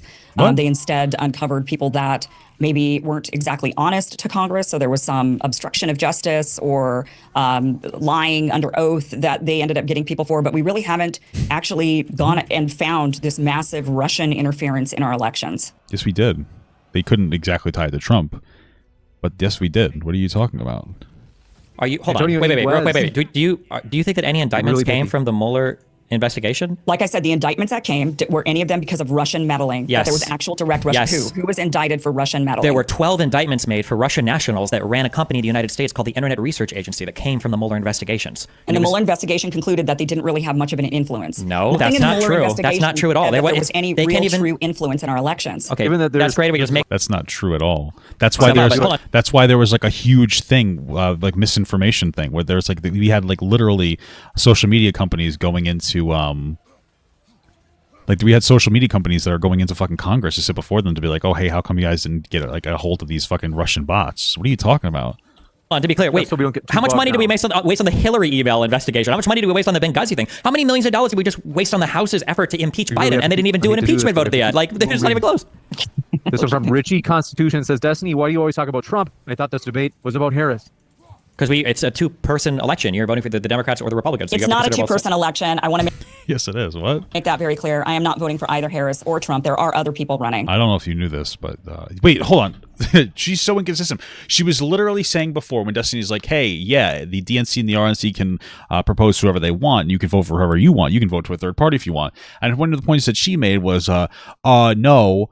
Like you're talking about voting for people that they never win. Like it's basically just between the RNC and the DNC, the Republicans and Democrats, which is true. And now she's like, well, actually, I can vote for anybody I want. There are third parties. It's like, she's so inconsistent. What other conservative candidate would you support? They don't have to I'm be. not a hate to do it, conservative, but- Destiny. I'm No, voting no. for Jill Stein. You're voting for. Okay, I think that if you support Donald Trump, Antonio- yes, I think you should vote for Jill Stein. That is an option. True. Antonio Inguez, thanks for your question, said, Kim, do you believe the 2020 election warrants terminating the Constitution? If so, please explain how that is not a threat to democracy. If not, why support the candidate who said that? Well, for one, again, I don't support the candidate who said that. I'm Well, not she obviously supports Trump. Like, let's just stop fucking around. Like, she's guzzling his fucking cum. sure if the candidate actually said that or if that's an exaggeration of a position. Of course, I do not believe that the Constitution needs to be terminated, should be terminated. There are disputes that happen every single day at the Supreme Court. The Constitution is debated and it is refined to this day through court. Why are there so many Republicans who pretend that they're not Republican? I don't understand. This doesn't make any sense. Rulings. So, take it to the courts. And that's what Donald Trump did. And that's fine with me. Anybody could take it to the courts. Sommer, thanks for your question, said, how would you grade each major candidate on their foreign policy, strong or weak points of each? I suppose we'll just cover Harris. If that's all. I suppose if you want to cover Stein, that works. But we'll at least cover Harris. You want Steve me to and I go? will- Is this a question for me? This is for both of you. So if you'd like to go first, you're more than welcome to. Well, Jill Stein has excellent foreign policy. I think she's right on practically all of the foreign policy points that we have. Jill Stein, that is one of the reasons why I support Jill Stein, is I think that she is the most consistent, truly somebody that is looking at each of the different conflicts and saying, this is not America's problem. This is not something that we should be involved in. Kamala Oh, that sounds like really stupid to be like, oh, well, so if your entire policy is like, I don't think that we should get involved because we're America, then I just don't really, you're an idiot. Like, we're much more complicated. We can't just isolate ourselves completely just because you want to, just because you want to be fucking lazy. We obviously have to do a little more than that. Harris has very much a Hillary Clinton foreign policy. She actually deviates even from Barack Obama, who had more of an anti-interventionist. In fact, if you really wanted to What? compare Donald Trump, Didn't Obama like fucking lay down the most like bombs? What are you talking about? How is he anti-interventionist? has a slightly more Barack Obama foreign policy than Kamala Harris does. Harris takes a stronger stance, and she's more in line with Hillary Clinton. So if you like what Hillary Clinton has done, if you think that she did an excellent job with foreign policy, then Kamala Harris, I suppose you would think that she's got excellent policy points. Real quick, what's one good, what is a Jill Stein foreign policy point? Ending the genocide in Gaza. How? How? By stopping the support of Israel. Israel is reliant on our support in order to continue doing what they're doing.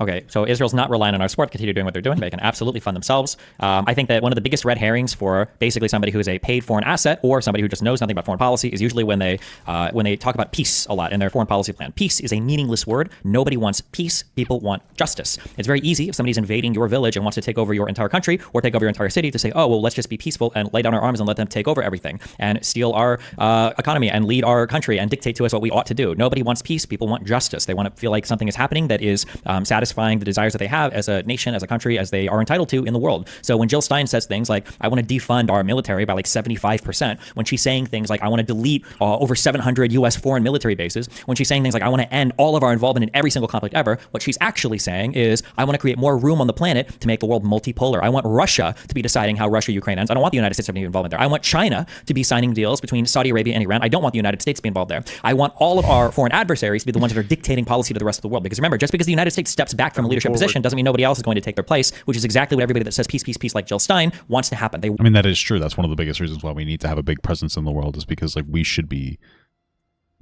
at the forefront of a lot of the things going on. Like we have a better culture than Russia and China. We have more freedom for our people.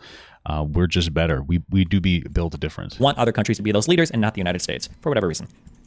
Any pithy rejoinders, Tim, and then we'll go to the next question. Why should the United States be controlling the entire world? We don't even have the majority of the population. So when we shouldn't be controlling them, but we should be the ones that are trying to have the biggest influence, because if it's not obvious to somebody else, and our way of life is just better. So we go to talk about democracy, why should this nation that has 330 million be controlling a planet of 8 billion people, first of all? Secondly, we shouldn't have anything to do with these conflicts. They're not our conflicts. These are not our fights. If Israel can continue to fund itself, great. Why does my money need to go to their fight then? Because we need to maintain, we should be trying to push a Western presence as many places as possible in general. And like doing that is going to help us.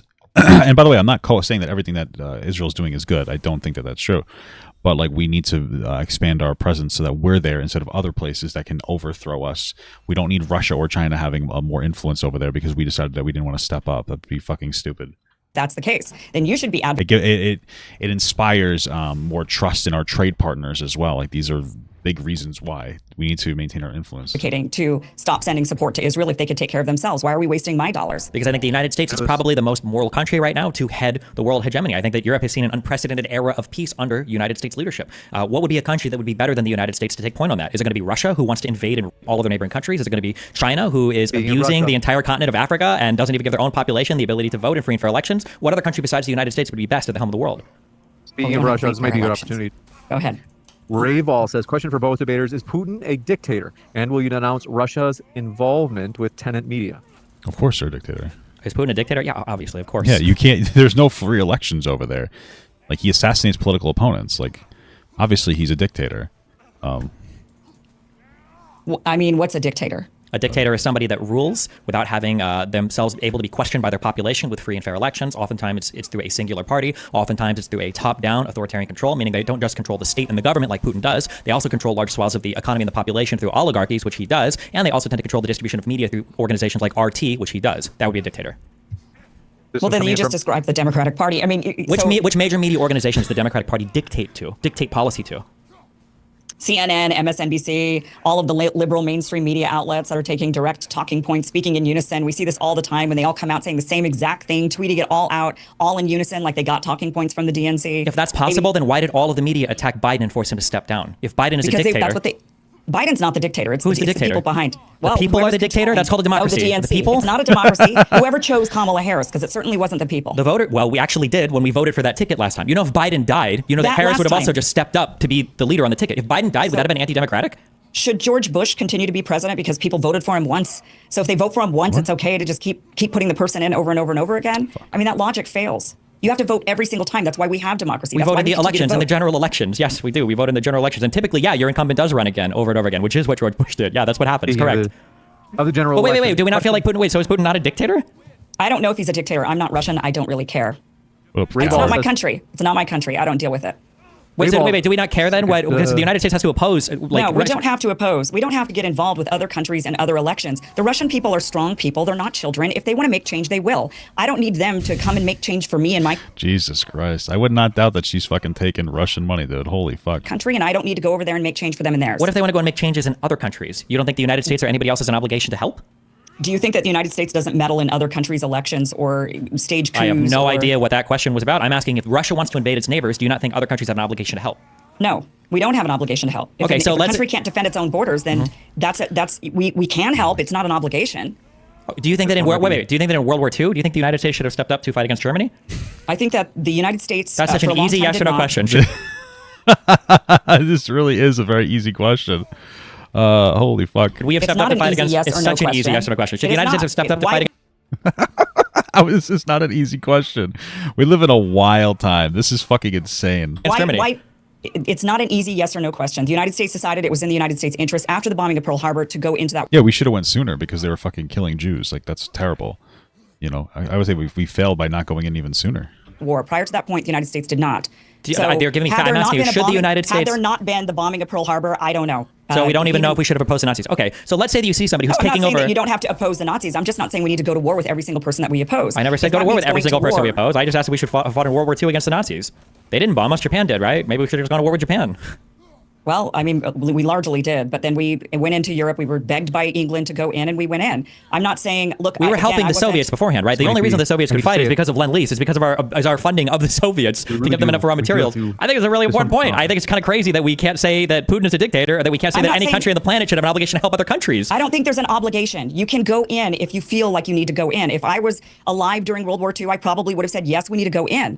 But that doesn't make it an obligation. This is wild that, like, she just can't be straight answered on fucking whether we should have helped the Jewish people in World War II. This is incredible. There's no obligation. Don't you have an obligation to your own people to create a better world? Yes, you have an obligation to your own country, your own people. So let's pretend for instance, let's say for one second, let's say we don't have a child view of foreign policy. What if a country was invading Mexico to the south, and the country was called the Kill All People country, and we saw them about to invade Mexico? Wouldn't it behoove us to help Mexico to resist the invasion of the Kill All People country before they're on our border? It would probably be in our best interest because Mexico's on our border, so we wouldn't want them coming into a nation that's on our border. So yes, that would be something that we would probably want to do. But again, it's not an obligation. I hate to do this. Rayball has another question. They say, for both, please explain Trump's platform for the 2024 election. I'm not sure. Well, he has a concept of a platform. I think we know that much. Okay. Yeah, I mean, I don't know. I don't pay much attention to Trump's platform because I'm not voting for Donald Trump. Gavin Lockhart. This entire debate really is her, like, basically saying she's voting for Trump. I don't really understand, like, the pretendedness of it. I certainly don't get it. Says Destiny, what are your thoughts on the Kamala Harris FBI prosecuting the, am I saying this right, Uruhu movement for having Zoom meetings with a Russian? Because that seems completely undemocratic and anti-speech. Can you pronounce it again, or what was this question? Yeah. Uruhu, U-H-U-R-U. U-H-U-R-U. Oh, the Uruhus. So what was the question about the Uruhus? I don't think that she knows anything. I think that she's just saying that so she sounds like she knows what she's talking about. Fuck. They say, Destiny, what are your thoughts on the Kamala Harris FBI prosecuting the Uruhus movement for having Zoom meetings with a Russian? Because that seems completely undemocratic and anti-free speech. I don't know anything about that particular issue, so I wouldn't be able to speak on it. The Uruhus were charged with, it's similar to sort of what's gone on with Tenet Media a little bit, where they were accused of being Russian assets, essentially funded by Russia.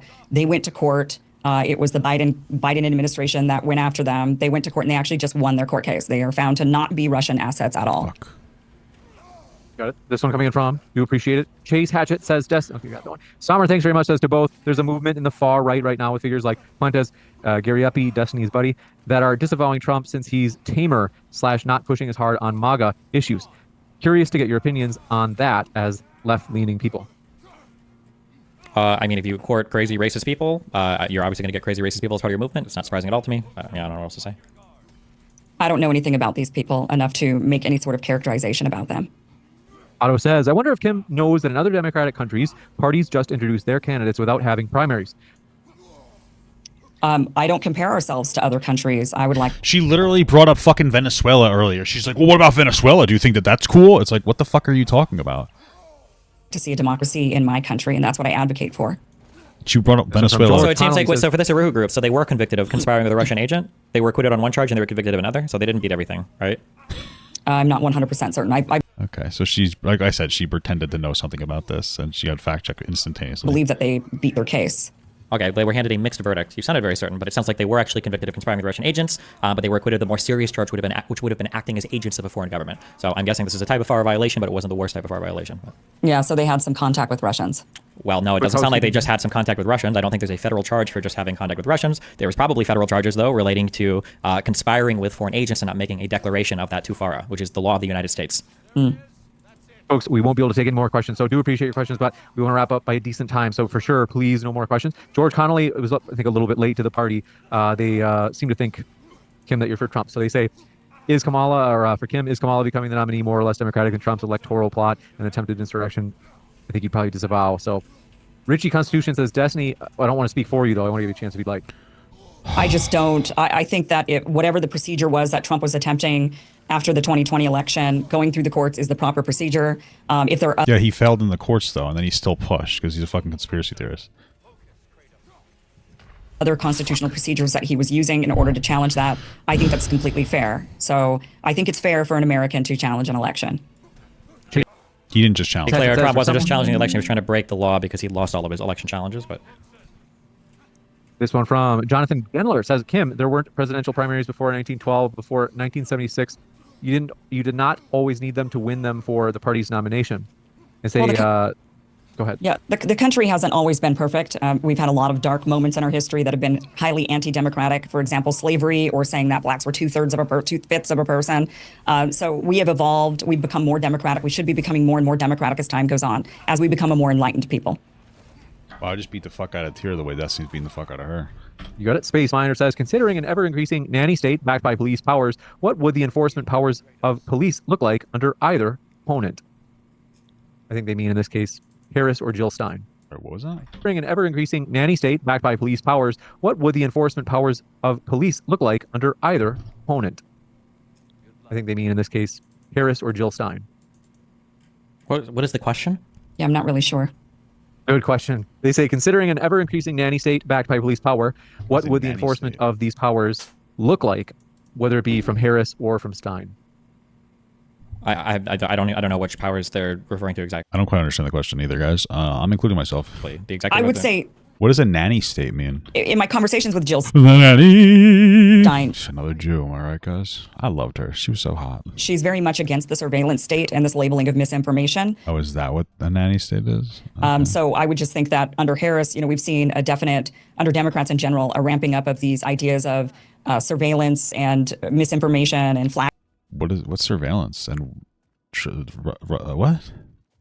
Trump's the one pushing misinformation and disinformation. Tagging people and tagging people. So I would say that there would be a ramping up of that. I think. I'm not really sure what the question What? was.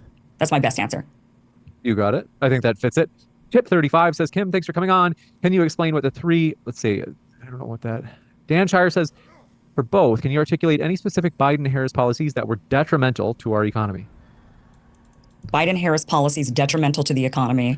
The advocating for lockdowns was the biggest. Yeah, again, like the advocating for lockdowns was a good thing. First of all, they didn't lock anything down, just to be clear.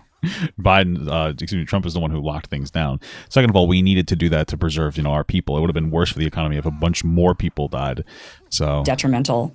Effect Advocating on for our something, I don't economy. think it's a policy. Yeah, they were and advocating. they happened under Donald Trump. So Well, Democrats were advocating for them. They wanted the lockdowns. It was, again, we're probably not talking a about political Democrats. point. It was Harris and Biden. Well, Harris and Biden are the heads of the party, and they were directing they weren't the heads of the party then. people that were in positions of power. Not only that, but Biden did do Harris and Biden are not mandates, the which heads of the definitely party. affected the.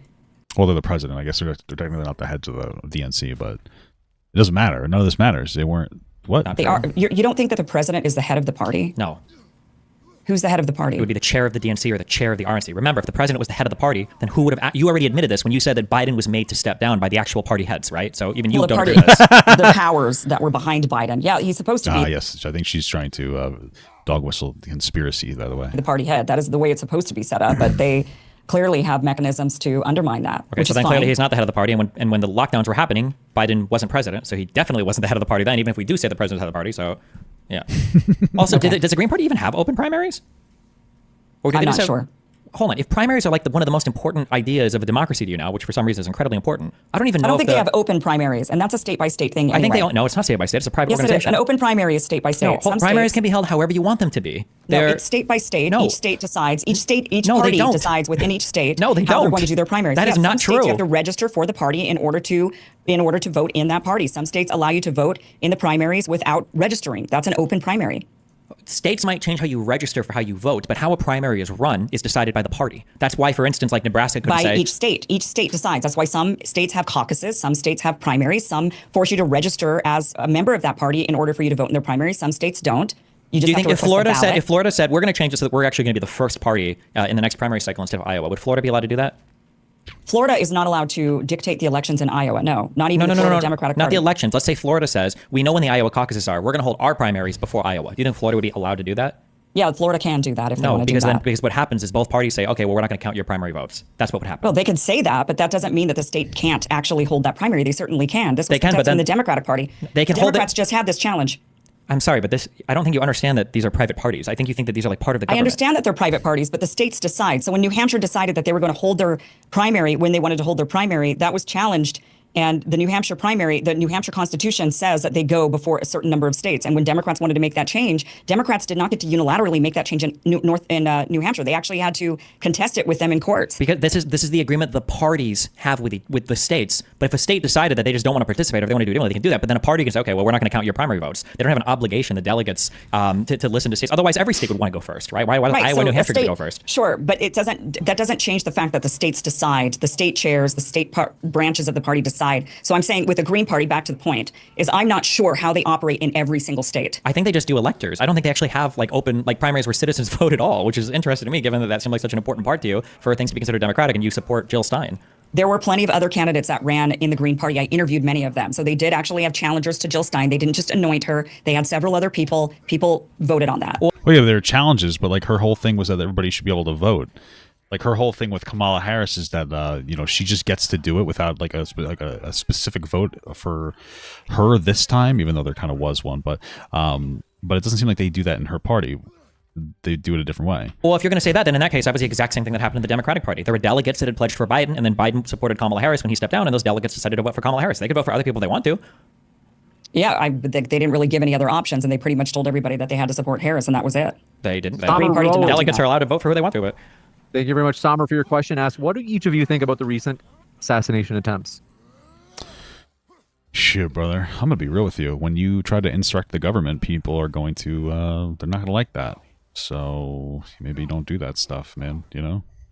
Like then maybe you won't have this problem. I'm not trying to be an asshole, but like this is, nobody should be trying to do shit like that. But like when you're acting this way, Trump, I mean, what do you expect to fucking happen? What? I dodged Obviously, that. on Trump. you shouldn't be trying to kill people in the United States for our political system, so probably not good. Don't do that. Right. Some from Leslie Lewis says, did Trump purposely block the right-leaning immigration bill that Republicans have wanted for years? Yay or nay? Yes. I think we covered that. Some from Dan Shire says, we got that. Boredom says, why are Wait, there that was so a yes many then, right? former- He did intentionally block that. That was shot down. I'm sure, just like Democrats blocked him previously. Wait, That's which what Democrat political- what was a Democratic leader who shot down a bill that had the support of both halves of Congress? I'm sorry, what? What Democratic leader shot down a bill that had the support of both halves of Congress to pass? Which bill are you talking about? Any bill. I'm talking about the immigration bill that was going to be passed. I'm saying that Democrats blocked blocked border bills previously. That's completely different to what we're talking about. There's a difference between just like one side of the aisle disagreeing with a bill and both sides of the aisle, in this case, agreeing with a bill that was proposed by a Republican and then Trump knocking it down because he wanted to win the election on the border. Those are two very different things. And the We issue already with this had this border bill, discussion. well, sure, but you're just wrong. You're making a horrible comparison here. There was a bill that was ready to go that the Republicans and Democrats supported Right. in Congress, and Donald Trump said, no, keep the border open. I want to win the next election. So then Republicans apparently opposed it because he doesn't have the power to just say, Yeah, they opposed, like he said, don't do this. And they're like, okay, fine, Dad, because he has, like, everybody in his party is like terrified of his existence because they're a bunch of fucking cowards and he can ruin their career. don't pass this bill. You can't pass this bill. People had to actually vote on that, right? So a bunch of Republicans decided to go along with what he wanted. Yes, they were How bullied is that by any Trump. different than what happened when Democrats were also blocking any sort of border bills when Donald Trump was Well, president? Donald Trump's border bills were fucking idiot because they were trying to propose an entire wall when that's not financially feasible, when it'd be better to get more different infrastructures like technological infrastructure and more border wall agents. Again, but both sides didn't agree with the bill. That's just these things are not comparable. Because Democrats not agreeing with a bill and not wanting to vote for it is different than an independent leader like a Hillary Clinton or a Barack Obama or a Biden saying, guys, don't vote on this piece of legislation. We want How to do you keep know the border open. how each Democrat felt? I'm sure that there were Democrats that actually did agree, but they went with the party line. Because we can look and see what they say publicly, and we have... Yeah, what they say publicly is to support the party line. Okay, well, what they don't say... Supporting... She's just rambling because she needs to push a conspiracy theory because she's a fucking like a Trump cum guzzler.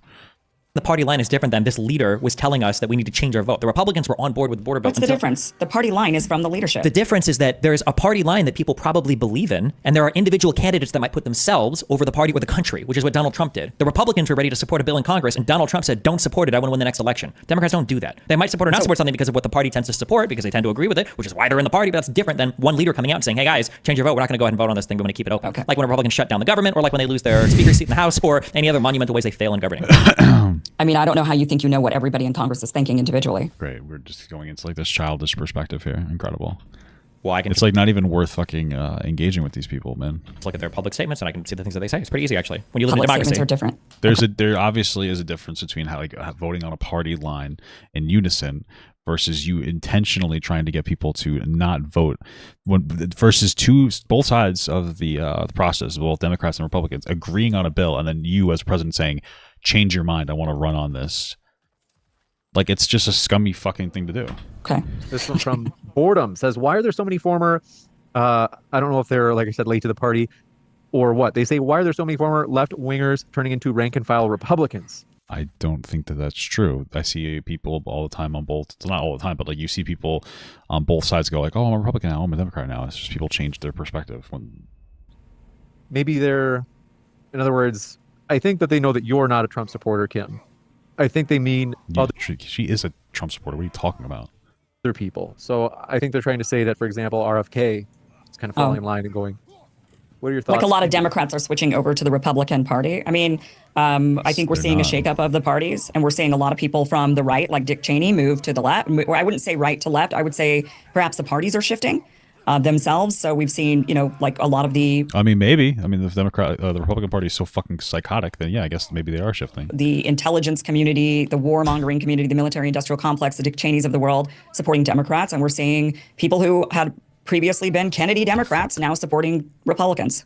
I think what you're actually saying is just there are some people very far on the left who are anti-establishment, who hate the United States, and these people find themselves in easy company when it goes to aligning with people on the very far right.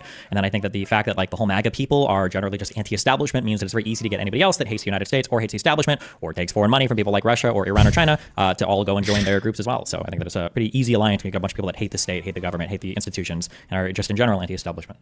And they I don't stand for pretend to nothing. know how people are thinking or feeling, nor do I have any desire to insult people.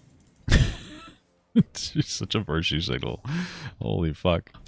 You don't know what people are thinking, or how do you? If you're not, are you just not like intelligent enough to make reasonable assertions? I mean, somebody asks you your opinion on something, you could say, "Well, you know what I think," without proposing it as an absolute fact. make comments on anything I'm publicly not going ever. to sit here and claim that all of these people hate America when they're Well, they seem to hate America. participating in the democratic process. I'm not going to make those types of characterizations or call them basket of deplorables or do any sort of insulting of my fellow Americans because they're participating in democracy and they decide that the person that you want to vote for is not who they want to vote for. Just to be clear, very unique for this election. If you're voting for Trump, you're an idiot. Like, you're either very ignorant to what he's actually done, or you are a conspiracy brained fucking psychopath. Like, there's no in between. Like, if you don't understand that he tried to insurrect the government, then like you're fucking hopeless and you just don't want the truth. You can look all of it up. You could look up the fact that he was running a conspiracy, that he actually won the election. One, he never did. No court validated that, conservative or otherwise.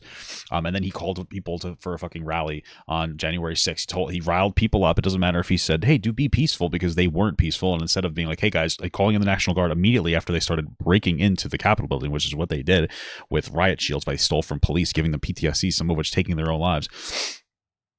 For 3 hours, instead of calling the National Guard instantaneously, he sat there on the phone trying to like fucking bully Mike Pence into taking faulty electors to go against the will of the people. I don't understand. Like, you're an idiot if you don't understand this. Like, there's no you want to be stupid. Like, you're not a stupid person, but you've decided that you were going to be stupid this time.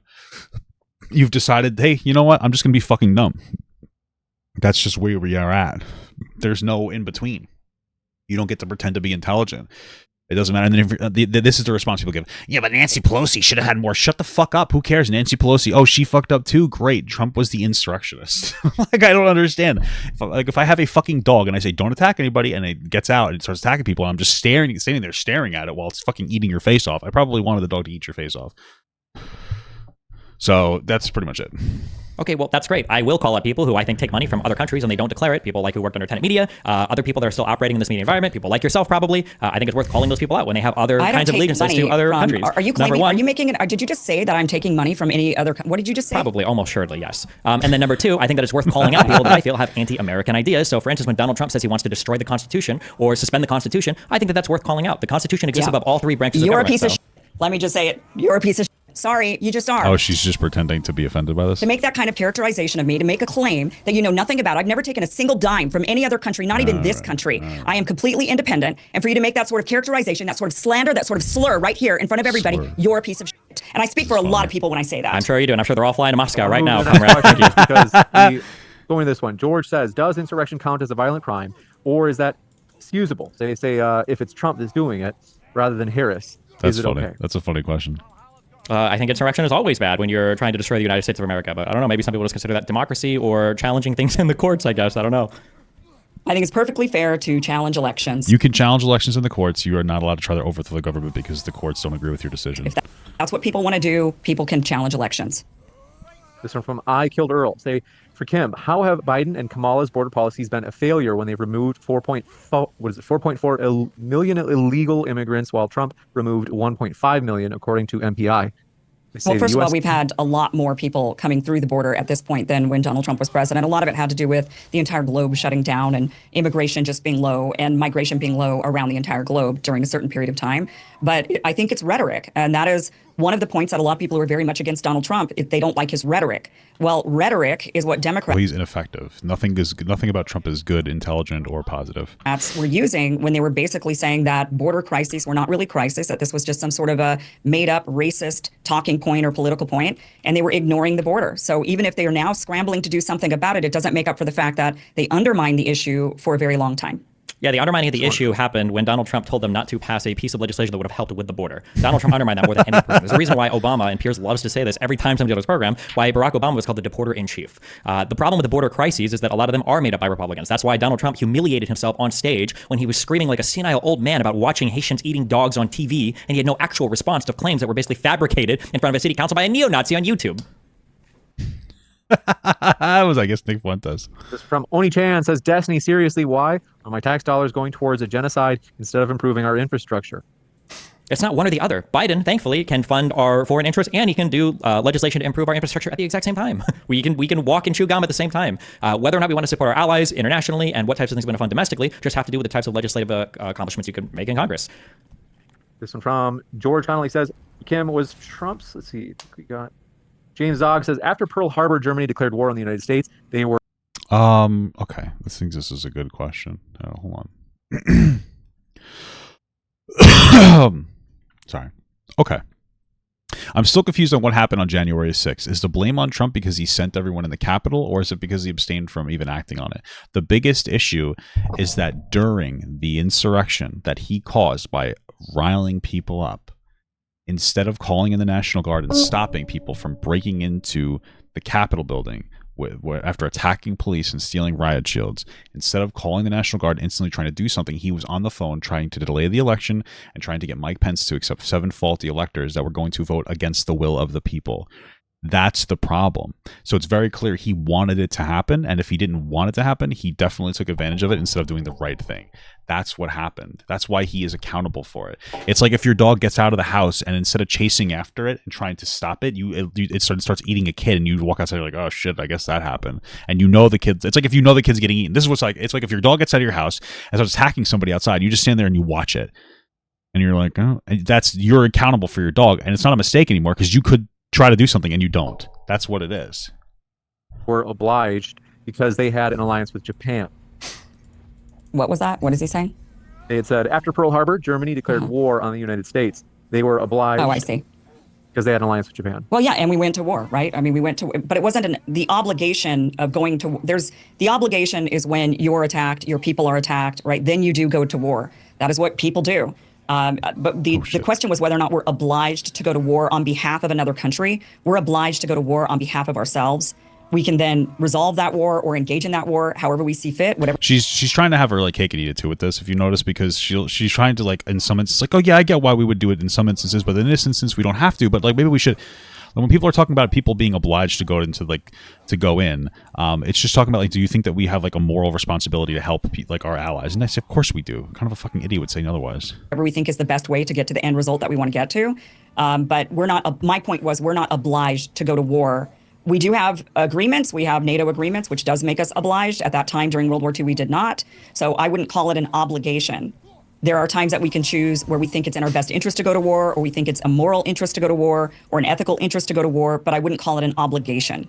I think that if we want to keep trade free and open, like we have for the entirety of the planet, I think that if we want to keep the world at relative peace, which it has enjoyed more than it has at any other point in history under U.S. leadership, I think that we have an obligation both to the entire world and to our own citizens to ensure that that peace stays as well as it can with the United States at the head of it. I don't think that a Russia that has invaded Moldova, that has invaded Georgia, that is invading Ukraine, that deploys its paramilitary to the Middle East and to Africa, I don't think that letting Russia control the world is good. I don't think that letting China, a country that is or is not currently maybe genociding their Uyghur citizens, that has its eyes set on Taiwan, I don't think letting them control the world would be good. I think that for the most part, I think the West has largely enjoyed the U.S. being in charge of things, and I think that most of the world probably enjoys, for the most part, the United States being at the head of things, rather than people like Putin or Xi Jinping. This one from Pondering Politics and George Connolly have basically the exact same question, coincidentally. They had asked, for Kim, they say, was Trump's electoral plot and attempted insurrection more or less democratic than the DNC replacing Biden with Kamala in particular? I don't believe January 6th was an insurrection attempt. Well, because you're dumb. By Donald Trump. Maybe there were people inside of J6 that, you can maybe make an argument that there were some sinister individuals who were involved. Sinister individuals. Okay. Involved in that, but I don't think that there was some top-down directive that came from Donald Trump. He didn't try to stop it. That's all I need to know. Or anyone in the party. And as far as how can you say that when you said earlier you don't know anything about what happened? You said over and over again. I do know. I know enough to know that from the investigations that there was no directive that they found coming from the top down. That's literally he's under indictment right now by the federal government, by Jack Smith. How can we say that we know? Just to hear the rest of it from Kim. Go ahead, Kim. Yeah, there was no directive coming down from the top. There's no evidence of this whatsoever. They can make any charge that they want. They can charge you with anything. Well, she's a conspiracy theorist that loves guzzling Trump. Her argument right now is like, yeah, they might have any argument against him, but it's all fake because everything is fake and Trump can never be actually guilty. That they want destiny. You can fight that in court. Trump will not be he will not be convicted of an insurrection, of plotting an insurrection where there's no plans or plot. Why does the Supreme Court guarantee that he'll be okay? Like that he won't get any consequences after the fact. Like if he's so innocent, why would he need that? That were there. So, individuals behaving however individuals behave is completely different than coming from the top. So I don't think that I don't think there was an insurrection coming from the top. Okay, well, you're wrong. Yeah, I think it was pretty obvious that there was. I think that there was a plan in place the entire time to have Donald Trump subvert the peaceful transfer of power. I think he followed that up by goading everybody on the January 6th. When people say stop the steal, when they say we need Mike Pence to do the right thing, he's talking about stopping the steal of the election because he wants to remain president. When he's talking about Mike Pence doing the right thing, he's talking about Mike Pence choosing him to be president. When he tells people we're going to march down Pennsylvania Avenue and we're going to give them the strength that they need to do the right thing, he's talking about them objecting to the certification of the election, using intimidation and violence that they have to do it. And they were successful to some extent. They managed to delay the certification of the vote. But unfortunately, there were too many proud, strong men, most of whom were Republicans, people like Barr, people like Pence, other lawmakers and other bureaucrats inside the White House that managed to stop and thwart Donald Trump's plot to insurrect and coup the government. You make based fucking Pence. A lot of assumptions about what a person's thinking inside of their mind when they haven't actually said anything. Wow, this woman is an actual fucking idiot. You should be able to make those reasonable assertions, and if you can't, then you aren't educated enough to talk about anything. You should just go, I don't know, fucking sit in a corner. What do you think Donald Trump hasn't said that I don't know?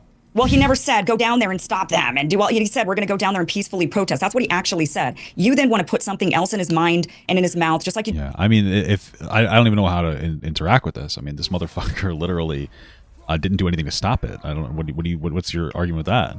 Do for all of your fellow Americans. He said stop the steal. What does stop the steal mean?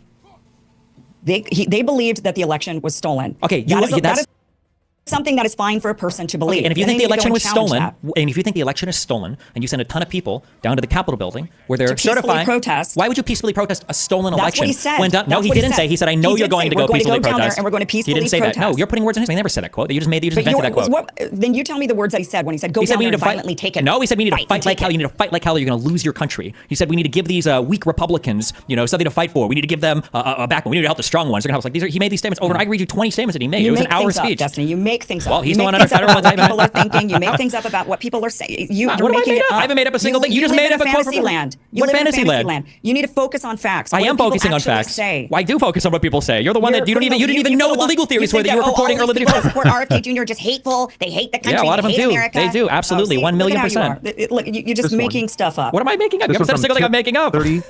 Tip 35 says, this is our last one. Thanks for our I got to tell you, folks, we really do appreciate our speakers. It's been a true pleasure. We've got one last question, but I do want to remind you, they are linked both in the description box and in the title. You can click right there on the hyperlink in the title, and they're also linked in the podcast, as this debate will be on the podcast within 24 hours. You can find our guest links in the description box. Even if you disagree with them, folks, there's so much value to going to the original source, going and hearing it straight from the person. So highly encourage you, check out both Kim and Steven's links. Tip 35 says, Kim, can you think of a nation with a better form of government than the United States? If not, then isn't America one of the best nations to lead the world?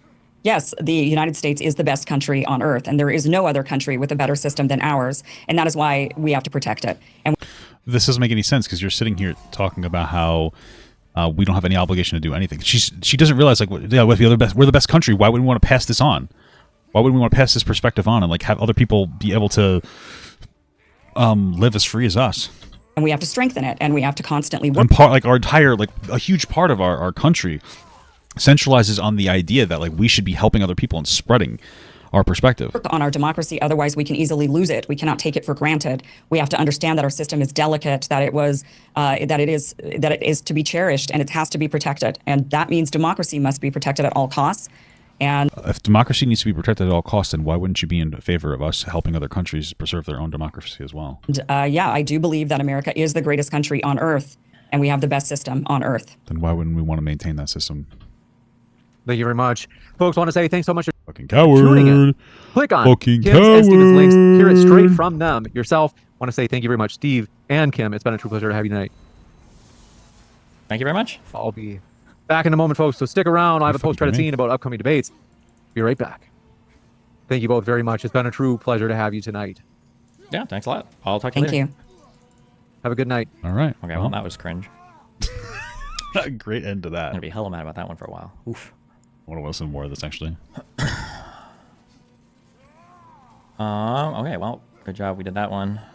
Talk about the debate for a couple minutes. What is there to talk about? I mean, it's just a joke. Like they have I don't think she had like she does news for work, right? She does news for, this is her job, and she doesn't know like a single fact about literally anything. She doesn't know anything about what's a single Trump policy, what's a single Democratic policy, what's a single anything.